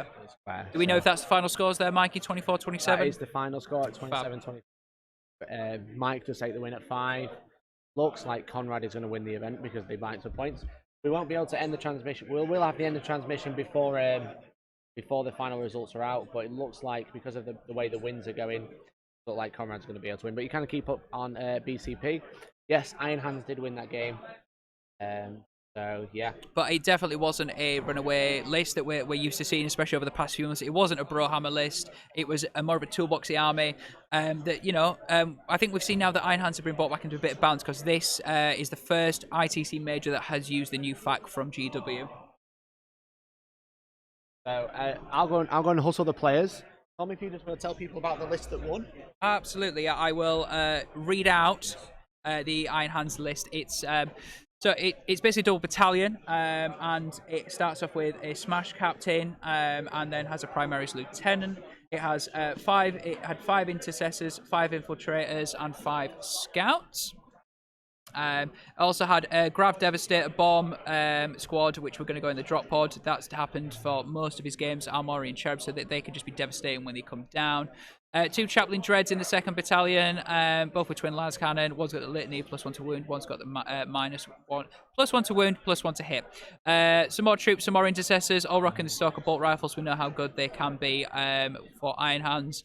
Now into the main damage, and we've seen these do the work so many times. It's the Assault Centurions, 3 of them, and a Sergeant, so 4 altogether, and then Scorpius Whirlwind, which we've seen in the top right corner of the screen right now. He took lots of Eliminators as well, 9 in total, a Thunderfire Cannon. Yeah, and that's about it really, so hopefully that list, as you can see, it's not the Brohammer list we've been used to. It's not the I'm going to stand there and you can't kill me and I will shrug off every win possible. It's a really good list from Mike, and we know how good Mike is as a player as well. He makes that list really work. As you can see, Innis did actually was running Iron Hands before the FAQ change, and then obviously the TOs here decided that he could change that. So yes, you'll be pleased to know, going to cross to the guys, and we will hear from Innis, Mike, and Mikey.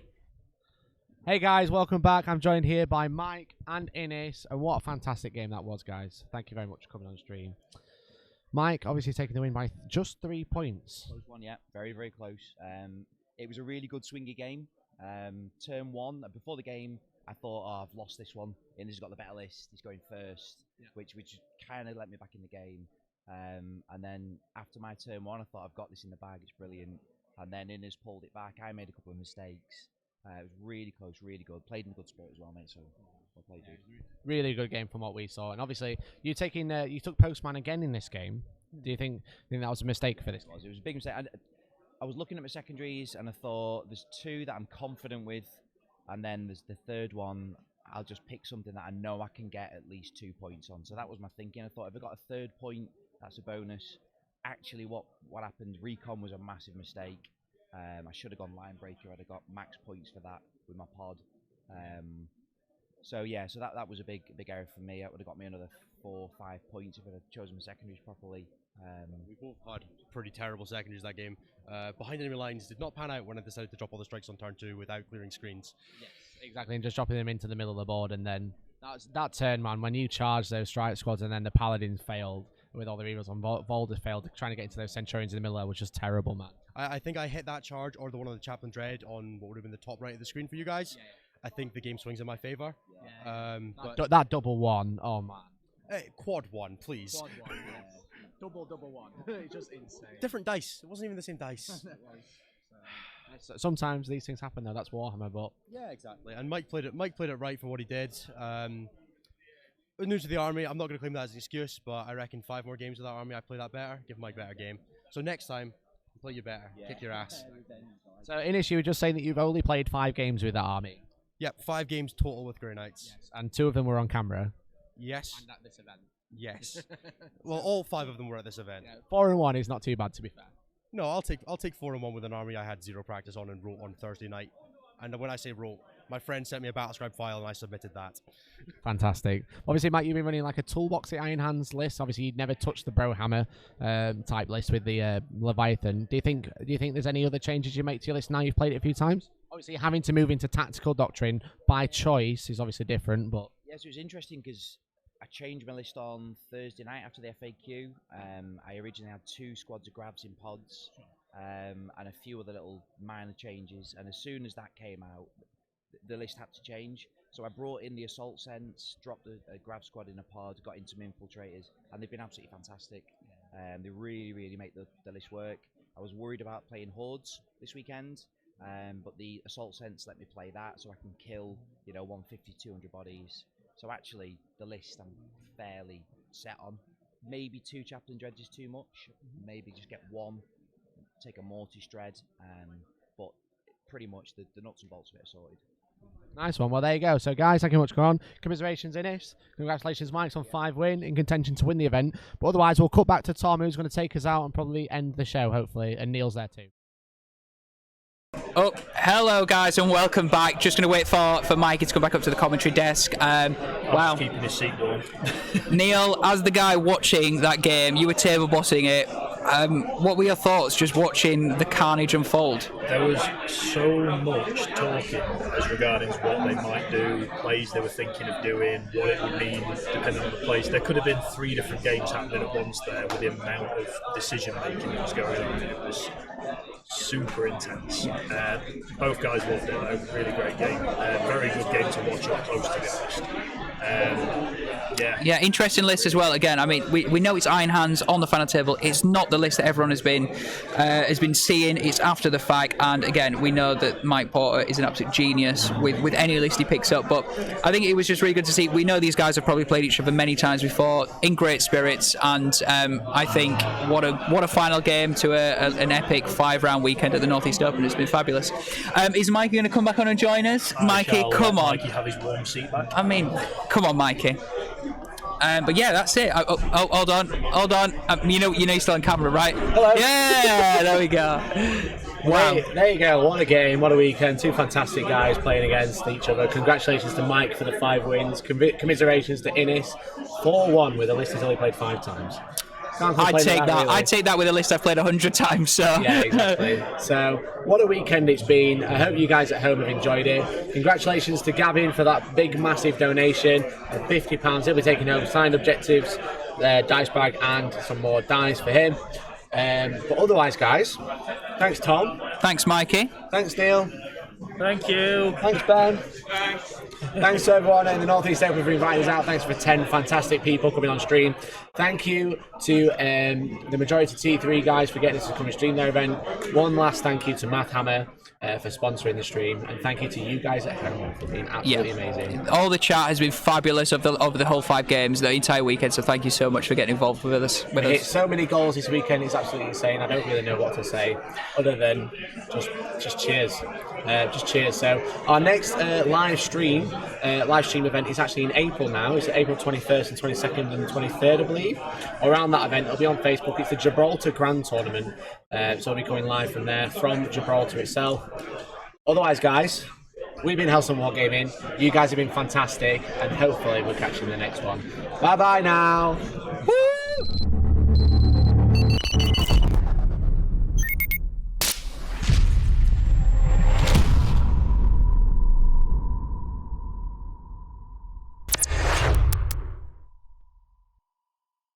Okay, guys, it is the Blood Raven shooting phase versus the Thousand Suns. Dan, what would you like to shoot first? Well, I need to kill something, so I'm really thinking. Your characters are there, and I've got some snipers, so I'm thinking I probably should kill them. Okay.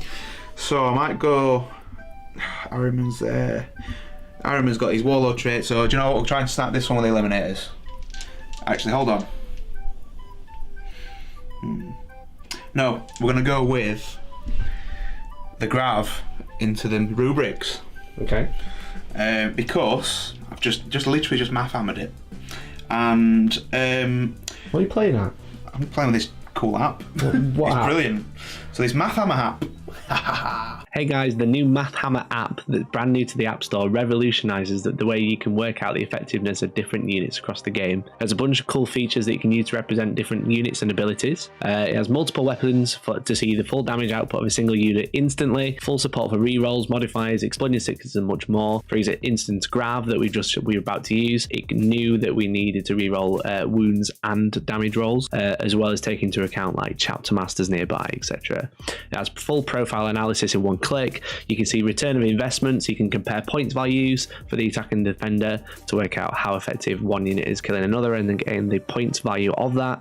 You can quickly input and save attacker and defender profiles and get instant results for your saved profiles as well. I wouldn't promote something on the channel that I don't believe in. I've used this app personally, and that is hands down honest truth. I have used this myself to work out what units I want to take at the next few tournaments I'm going to in the near future. Massive shout out to Math Hammer for coming forward and supporting us, so hopefully you guys can help them in return. Like they let us basically do anything we want, so it was really cool, so thanks for that. You can find the app on the App Store, search for Math Hammer and make sure you look for the correct logo and get that cool app. So thanks to you guys, and hopefully you enjoy the video.